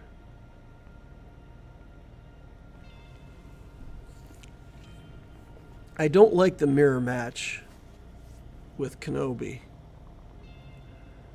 So if we did separatists here, then we would do negotiator against the rebels.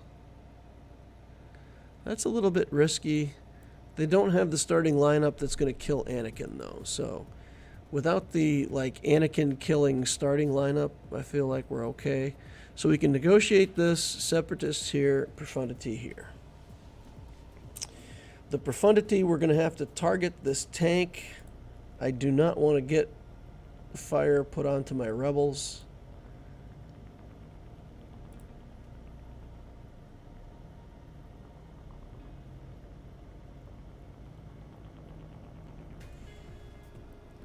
Is this just a bad choice? Maybe the right thing to do is just target Vader. I think with one tank, and the tank's not that fast, we can potentially just kill Vader instantly. So let's plan to do that. Let's kill Vader as soon as we can, and then just hold on to our bottoms. I put in Plo. There might be an opportunity to save banners at some point if I can get certain debuffs removed. Alright, let's do this. I still like targeting my Millennium Falcon better. Get a bunch of assists. And we didn't get it done.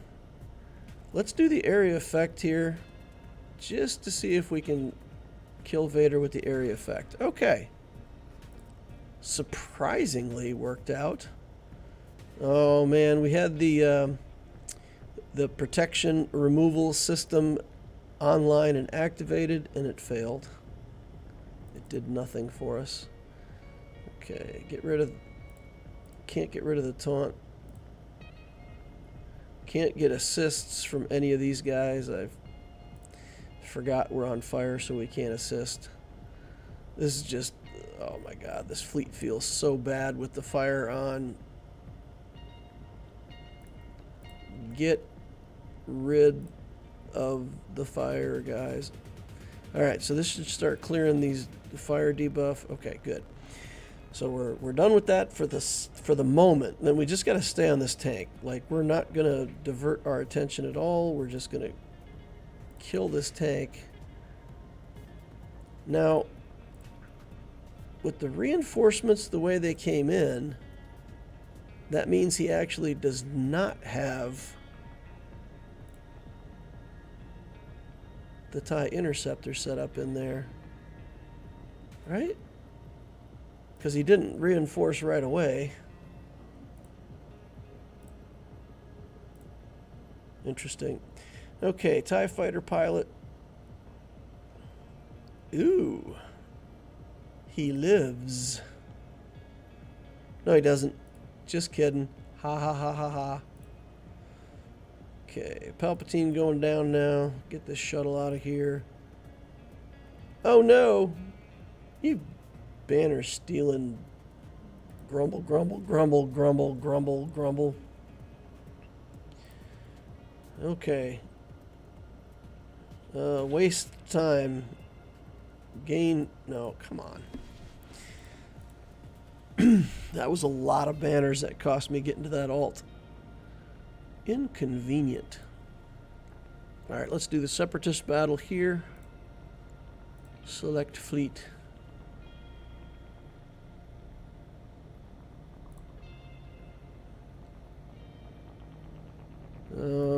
What's another ship we can throw in here?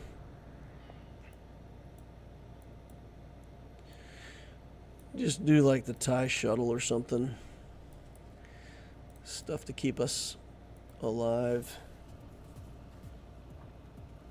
I once mercifully massacred a bunch of Gungans. Everyone was happy, including the Gungans. Nice. Darth Rabre. Night Sisters should work against Gear 12 Geos. I think by the time we get to the back wall, it's going to be... I don't know that we're going to be able to clear. So we'll clear, the front wall. We'll clear these ships if we can. And then if we can clear the back wall, it's just going to be a bonus. All right, let's target Anakin. Get some assists. He's got the buff immunity on him.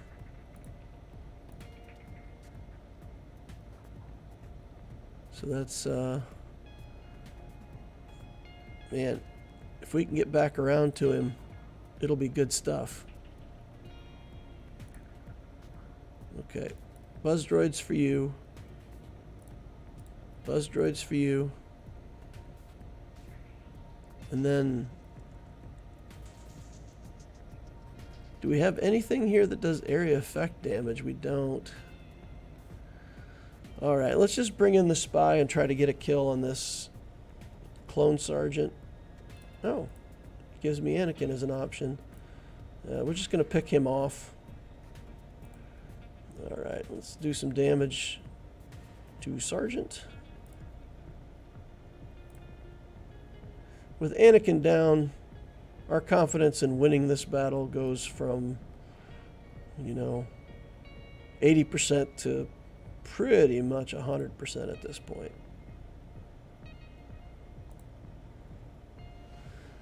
Anakin gets off a few turns, gets the unending loyalty back on him a second time. That battle really starts to be questionable at that point. Okay, negotiator. There is a chance that they'll kill my Anakin here. There's a sequence with the rebel fleet, and it's just kind of random how the timing works out, but if they get the right skills off and you don't, they can just put your Anakin through his unending loyalty instantly, and then just the area effects will kill him before you can recover. Pretty inconvenient. Okay. All right. We're just going to do a basic here because we want... Oh, never mind. I was going to say we want to get the target lock on him. But in fact, we didn't really want the target lock on him after all. All right, let's do a big hit here. No, it wasn't enough. Man. All right, target lock. Let's bring in Rex. Rex is going to be able to help us recover banners. Let's recover banners right there. Okay. Get rid of buffs. Hopefully get rid of that debuff. Yeah, there we go. Okay. Getting rid of this Millennium Falcon. We'll put unending loyalty back. We'll do a basic. Okay. Banner recovery mode engaged. Banner loss mode engaged. Instantly takes away all my banners that I recovered. Alright, let's just try to get a kill here with this Ahsoka ship. Big hit. Bam! So much damage. 72 banners. Not bad. Fleet zone cleared. We're in the lead for this GAC right now. We are winning. So if my opponent's done playing, we've got a victory. If my opponent's not done playing, then it's anybody's game. Alright, let's see. We've got Traya. Traya is still remaining. And then we've got Sonastaros and Night Sisters. Can Night Sisters do what must be done? I would like to find out. They don't have a ton of assists to give Iden turn meter.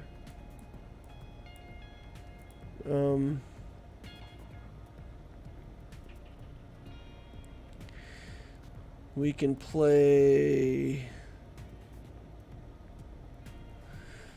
Okay, so let's see. We got 2 tanks on the team. So basically, we need to kill Shore first, I feel like. So we'll focus on shore. We'll try to take him down. And then we'll do the other tank. And then we'll do range.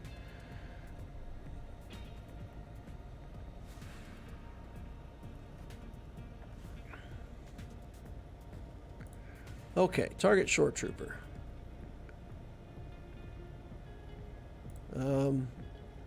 Marin. Doing Marin stuff. Okay, guys. Iden, you got the zombie. You did it.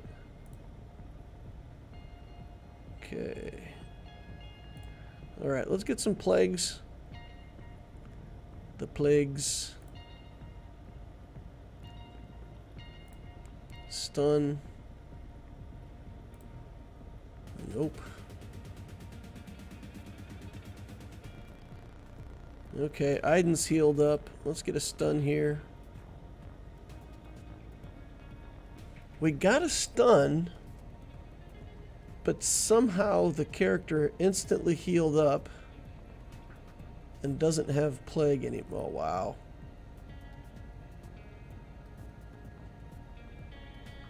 Okay, I mean this is garbage. How did that trooper heal up at the start of their turn? Does Iden's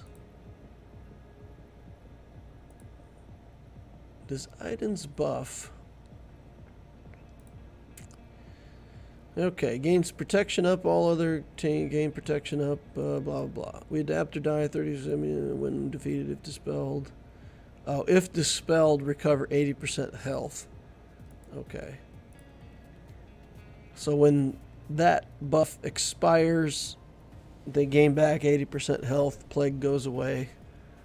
There's no recovery from that.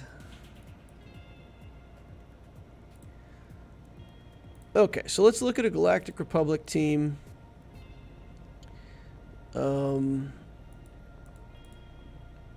This is like all the stuff we have left. It's pretty awful. So basically, we get courage stacks and try to one-shot a trooper. Yep, it's pretty bad. I don't think it's going to work. I think our Galactic Republic characters in this team are just bad. So, doesn't feel like we're going to be able to do what must be done.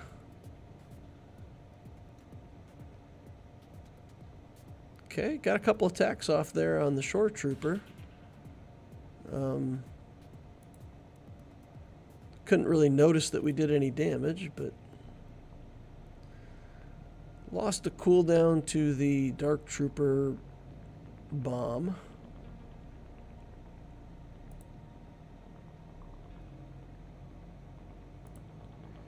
Don't really want to call assists if we don't have to. Just keep on the same guy for now. Alright, let's get some courage stacks. Kill with courage. Oh, come on. Seriously.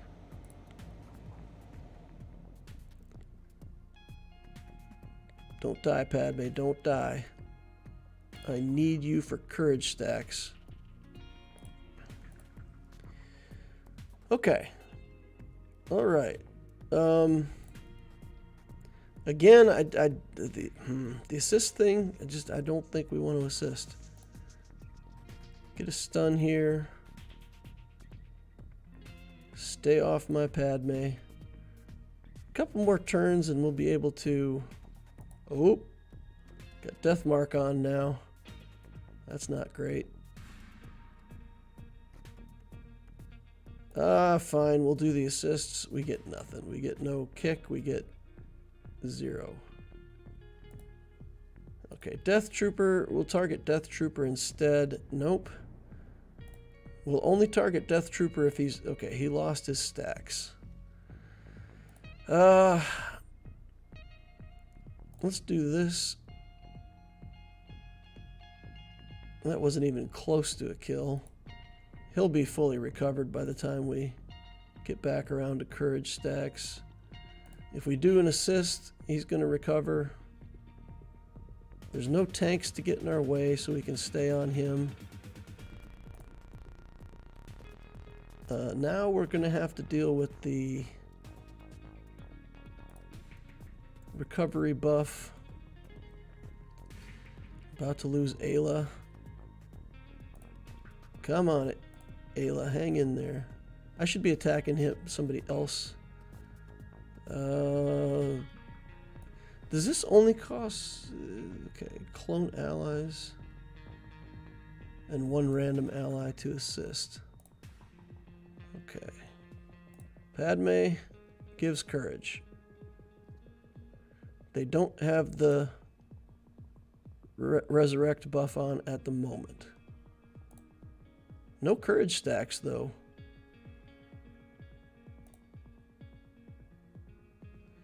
The courage stacking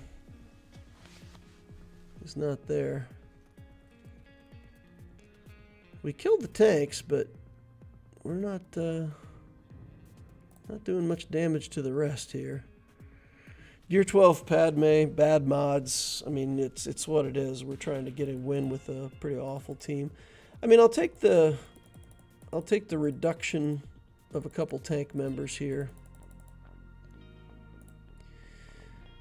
And then we'll go back in. We've got to have something with enough damage. So let's actually do that Sonastaros team now. Son is a scoundrel. Scoundrel, scoundrel. Scoundrel. And then we need a Marco Rolo.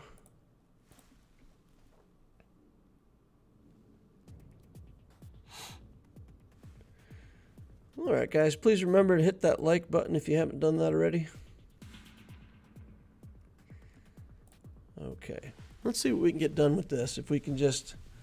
If Leia can put down enough area effect damage to kill Iden troopers. Sana going down fast. Alright, let's put the taunt up. Let's target range trooper. Okay, Death Trooper's probably the better one to kill. This is revive. That recovers a little bit. Okay, deed. All right. Another dead trooper. Another dead trooper. Another revived trooper. And then Rolo doing tons of damage. We'll use Han in a way that we hope will keep Stormtrooper Han alive here. She had the buff on her? Must have had the buff on her because she didn't end up dying. Took a bunch of damage though. Okay. Taunt. Drop the bomb. Bang. Alright. 29 banners. So we got through the Iden team with some garbage. That allows us to use our Sith now to take a poke at this other Sith team. And we'll wear them down. Wear them down. Malgus is better than Scion, or Scion is better than Malgus?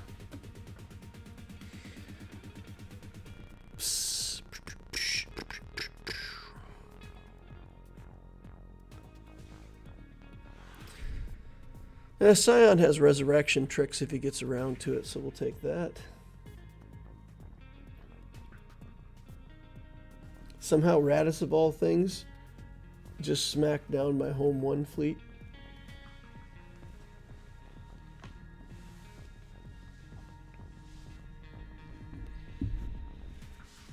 Okay, so basically, I don't think we can kill Savage here.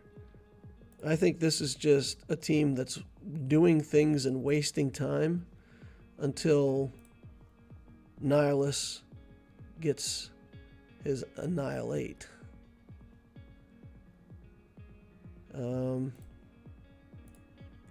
Isolate. Then we'll switch it over to Talon. Again, I don't know that we can actually kill Talon with this team. But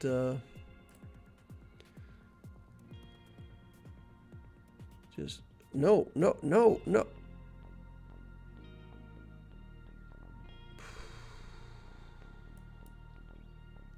What are we going to do now? Nihilist just like that was way too easy.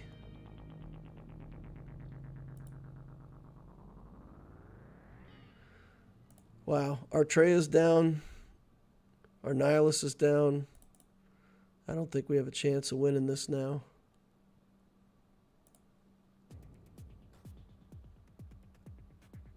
And they are wrecking me. Wow. Okay.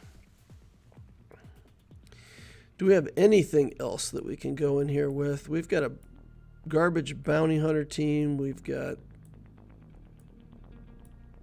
trash left. All we got is trash. Jedi training Ray. Not separatist resistance. Man, it's just not good enough. It's not enough. It's not good enough. I think we're done, y'all. I think we're done. I just don't have anything that could take out Treya.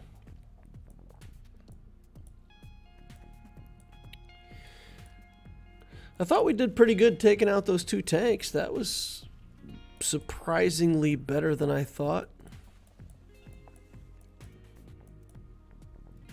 We should probably put together a Padme team that can actually work.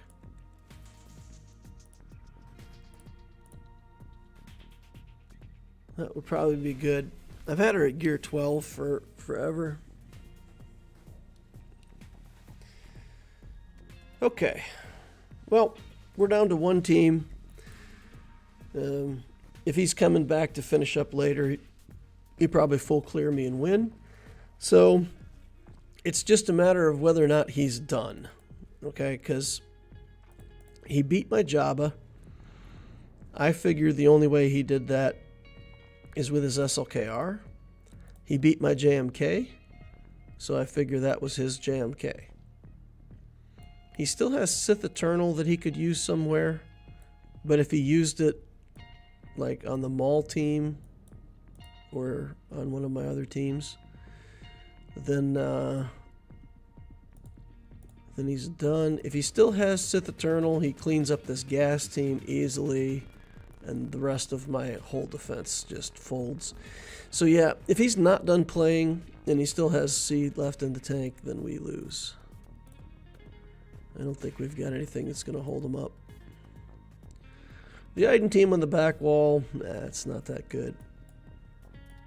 Good, but not that good. Alrighty, guys. Let's switch over to the TCO account. Anybody got any questions? Account building stuff they want to talk about? Teams? Ideas? The new Legio Lex Talionis guild? Anything you guys want to talk about?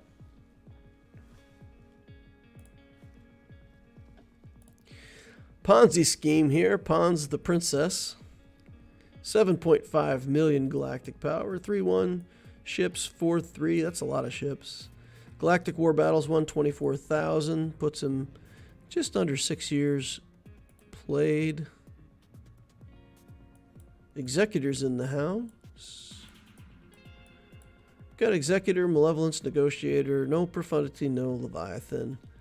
Actually, no Relic Finalizer, no... Yeah, so pretty weak fleets, honestly. For as much galactic power as he had in fleets, I really expected it to be more, but he's got more ships and not as much invested in the capital ships. 3 Galactic Legends, Jabba. Kenobi and Luke. So we got Revens, Malik, all the requirement characters, of course. There's Mal Gus at Relic 5. Some extra Bounty Hunter relics. Maul is in here, but not relicked. Qui-Gon Omicron. Alright, so it's a lot of Gear 11, Gear 12 characters, requirement characters. Let's take a look at mods real quick. I imagine I know what we're going to find here. This person seems to be more of a collector. 349 on Piet's pretty fast, though. That is not what I expected to find. 309. Okay, so it drops off super fast. 309 is the second fastest non-GL character. 300 on gas. Okay, so we have a mod advantage. Let's go see what he put on defense. I haven't looked yet, but if he put Job on defense, then we're just done, right? It's going to be a short battle. Job is on defense. Darn. Okay, so we need to focus on the bottom zone here. We see them all. There's that Iden team, and then we've got a Old Republic team of some kind. So we're not going to mess around. We'll use CLS against that Maul team. We've got a Bounty Hunter team over here, and like I said, my Empire team is much less competent over here. But for those who want to hang around and watch, we'll use the same Mara Jade Emperor Palpatine strategy that we used on the Loquitur account, and we should be able to beat this group of bounty hunters with far worse Empire. Let's just do that. You know what? We're going to wait and do that because we cleared the front wall. I don't know what we'll see on the back wall, but maybe we'll need that team. So, okay, fine. Here we go. This, I don't know, Luke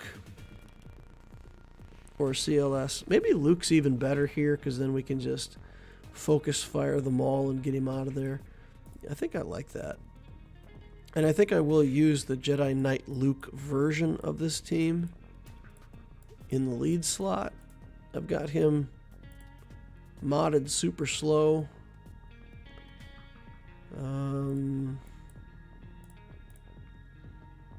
Let's see, we'll use Bastila and Old Ben.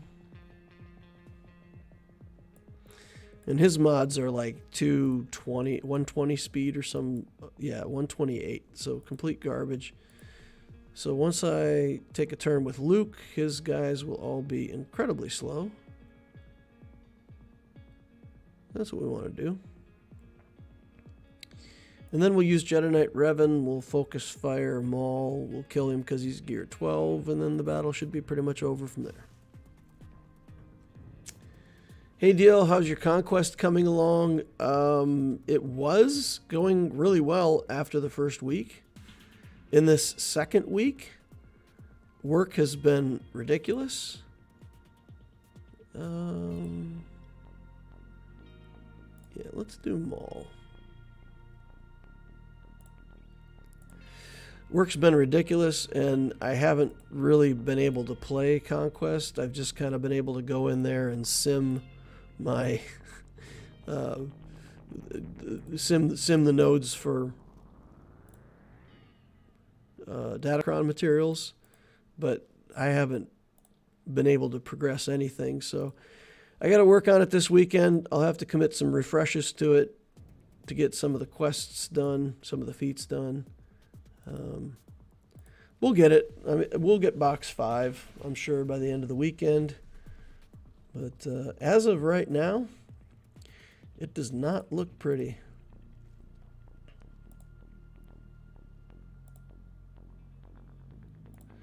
But yeah, with the sim feature in there, then like when I come in and I've got 120 energy, I can just go in there and dump it. So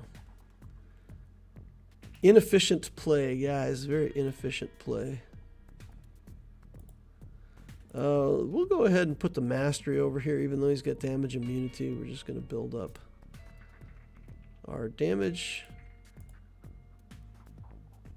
Just waiting on him to come out of damage immunity. Unfortunately, we can't remove it.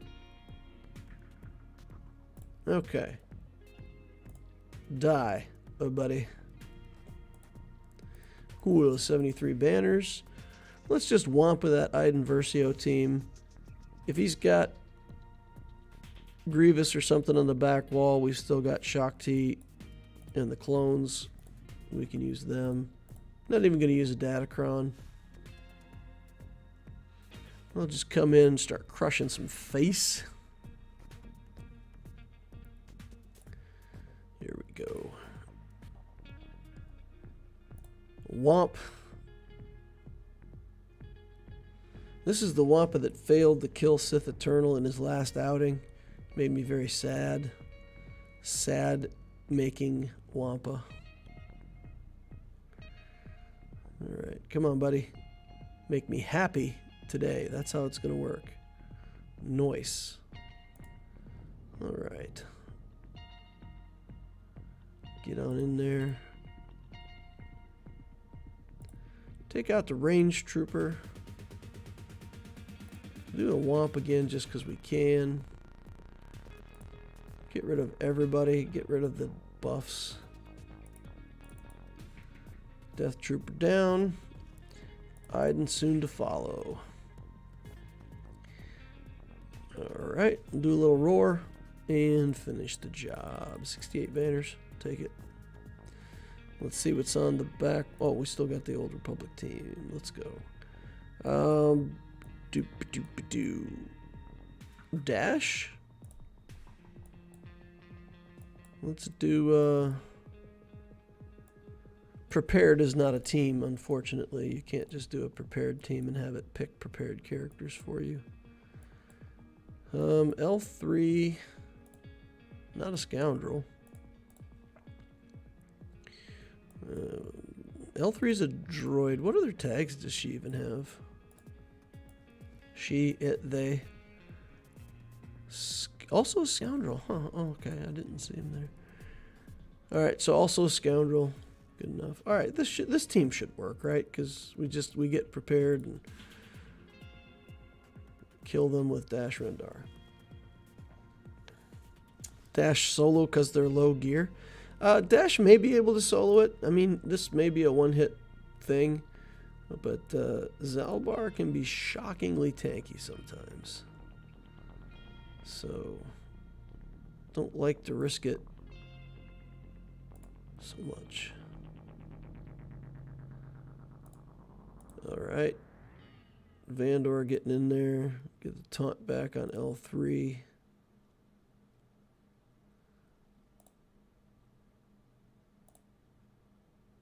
Okay, 50. 50 cent goes down. Now, let's see what we've got on the back wall. And this player has to go against my ships. So if I get a 2-zone clear here, they'll go for a 2-zone clear through top. And then they'll have ships to deal with. Okay, we got Geos.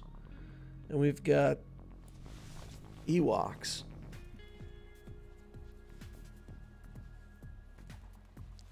The Ewoks randomly have a Wampa. Don't be surprised if a wild Wampa suddenly appears. Wampa is still subject to instant deletion, right? So we should have no problem with the 501st here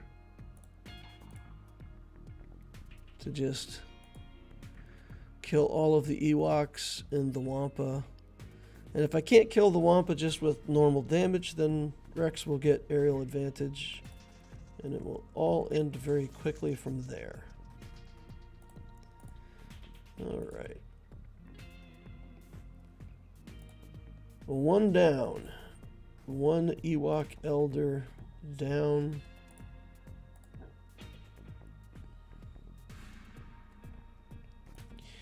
cleanse off all of those dazes. I'm just going to do some damage to this Wampa. Do more damage to this Wampa. We're leaving this other Ewok up. If we get ourselves into a situation where we actually don't want the counterattacks, we can switch that out and hit a different character for a second. Like right here, I think this would be a good opportunity to kill the Ewok. Try to save some banners on Rexy. That was ugly. Okay, Geos, Vader, with a couple things to slow down the... You know what? Just do Kylo unmasked. I don't think that Geos can even kill Kylo unmasked at gear 12. I think they'll just flail. Of course, he won't have taunt, right? Should be fine. It's fine. It's going to be fine. Looking for as much damage as we can for Vader. Crit damage and a bunch of armor, penetration, and offense crit damage. So that should allow him to kill all these Geos. And if he doesn't, then Kylo will be there to soak the something. Merciless. Force Crush. Kill the Spy. Kill the Alpha. Kill the Sunfac. Kill the Poggle the Lesser. Kill the Soldier. Alright, easy. 68 banners.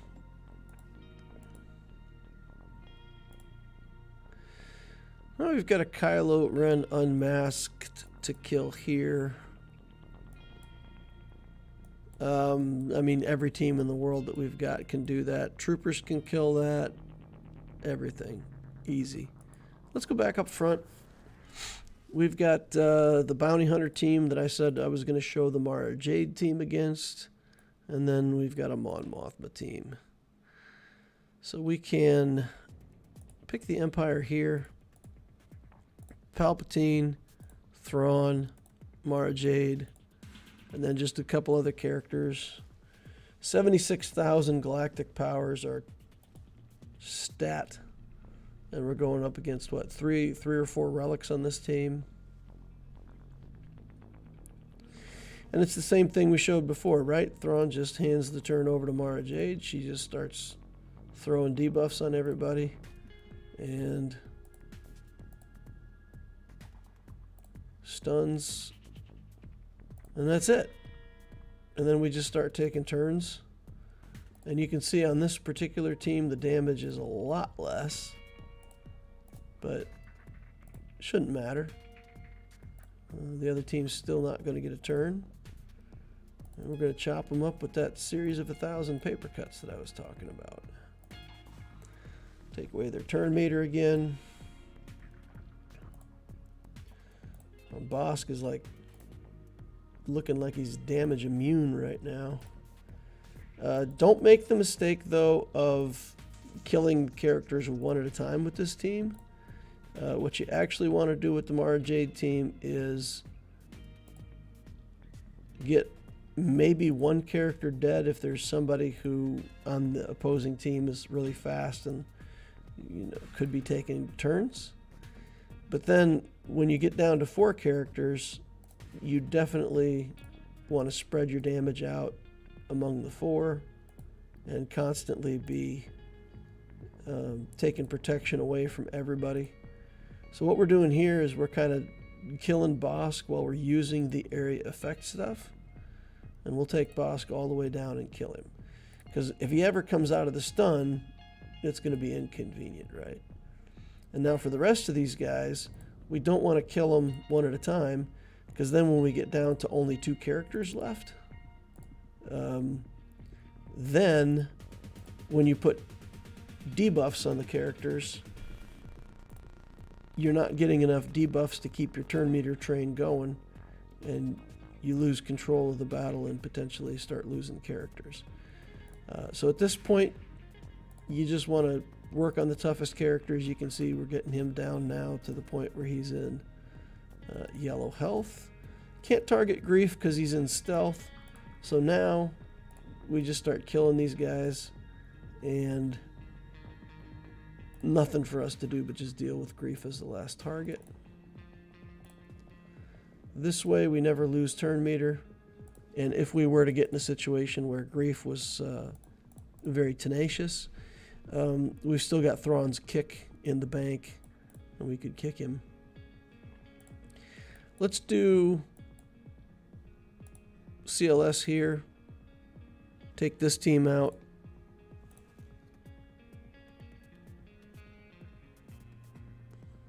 Datacron. Not because we need to, but just because we can. Crit damage. Sure, we'll take crit damage. All the faster to kill his whole team. Alright, Kyle Katarn, Gear 12. Kill him on the opening move.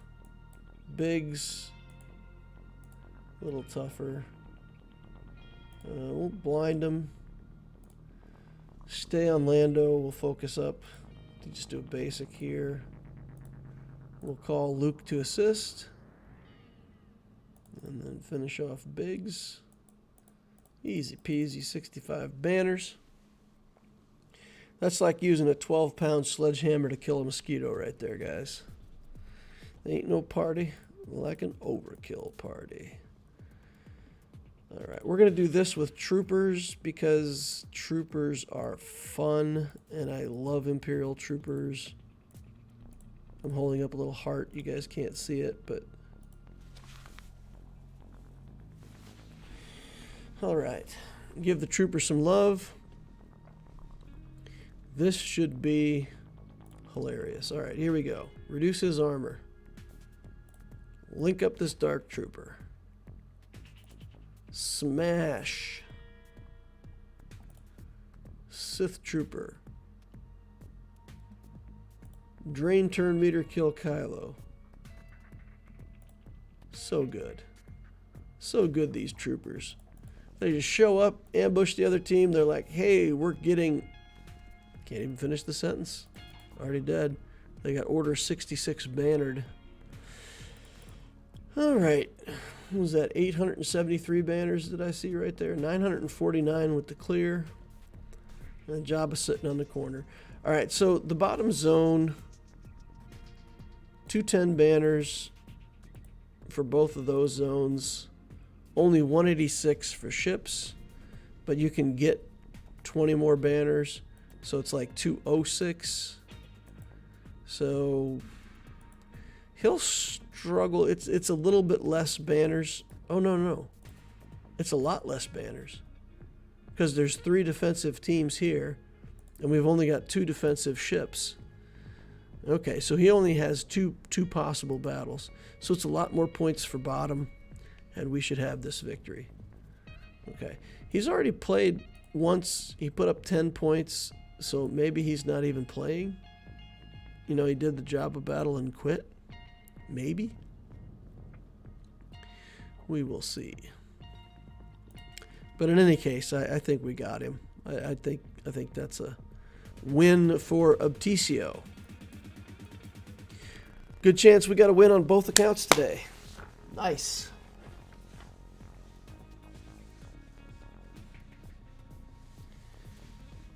Troopers and CLS could have picked Jabba apart.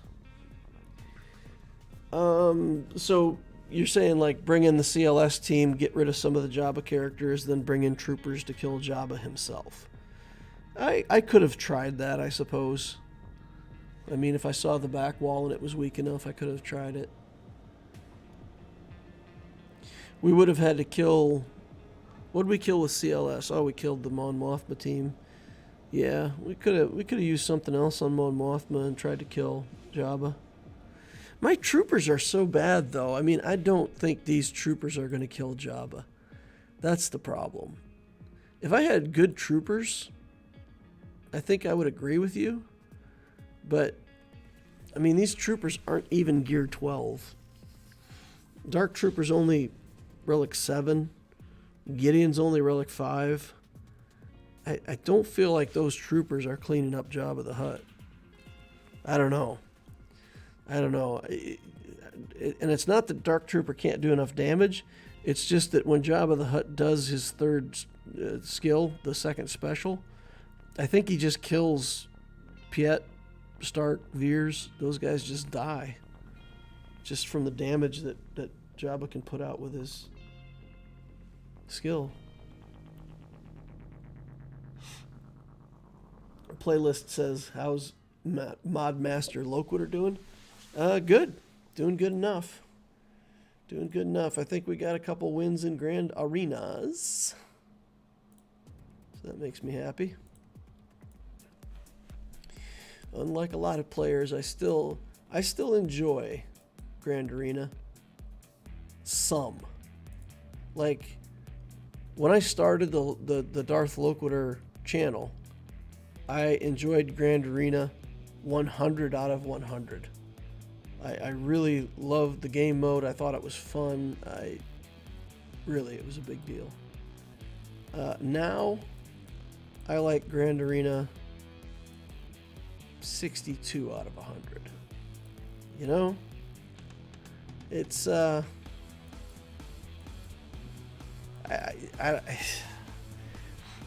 what I would love to do is I would love to be playing against accounts that are like a similar age, a similar GP, so that you can feel like your account is better than other similar accounts.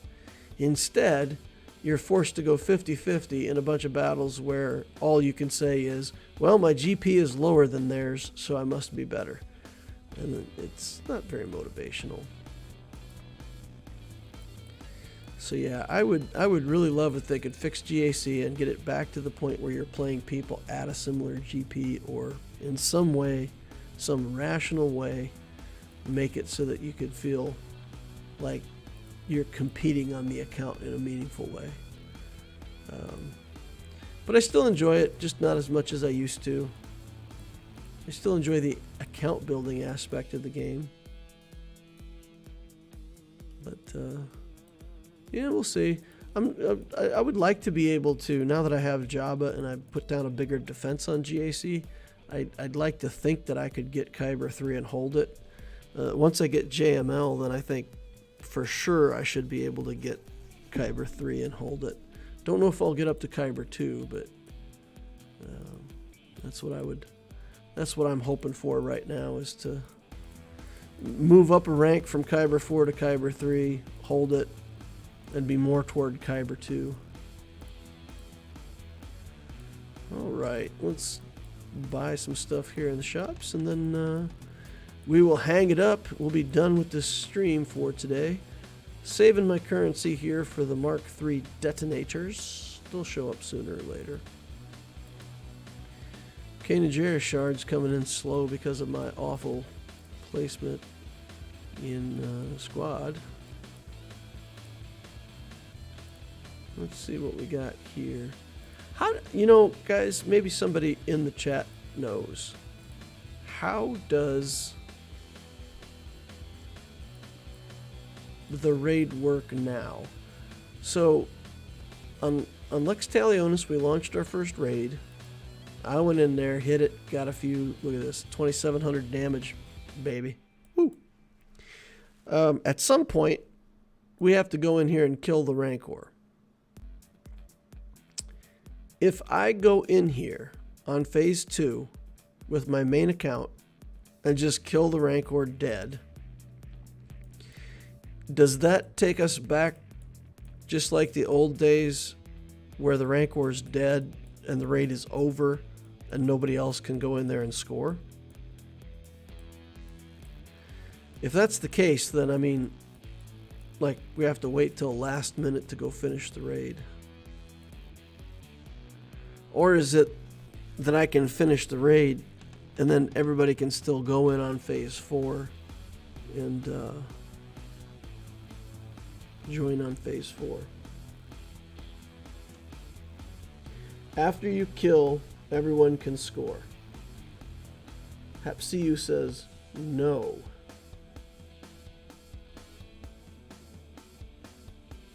As far as I know, you can still submit a score of 0 when the raid is dead and get rewards. The raid stays up the whole period. They can't still make attempts but can actually play. Everyone has until the end of the 3 days to get themselves in. They won't be able to attack, but it'll count them as participating. You won't play, but you get rewards. If you didn't get to hit it before it died, you get automatic score of 0.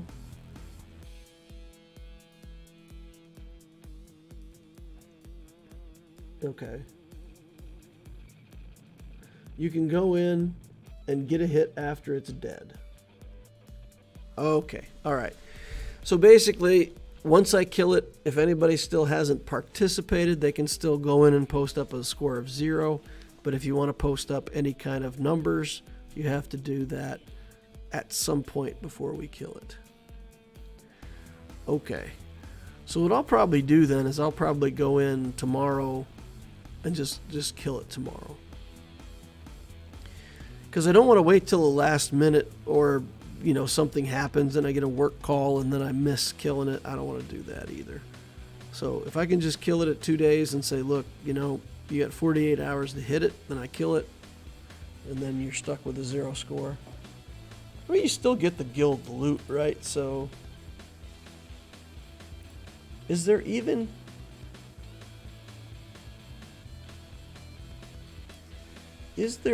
any personal rewards here anymore? Oh, interesting.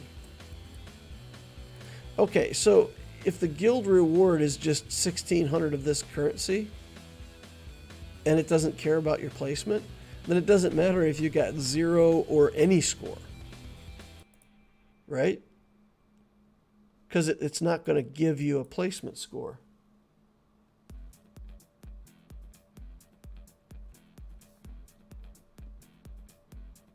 In normal raids, it doesn't matter if you're 0 or 200 million. You don't need to.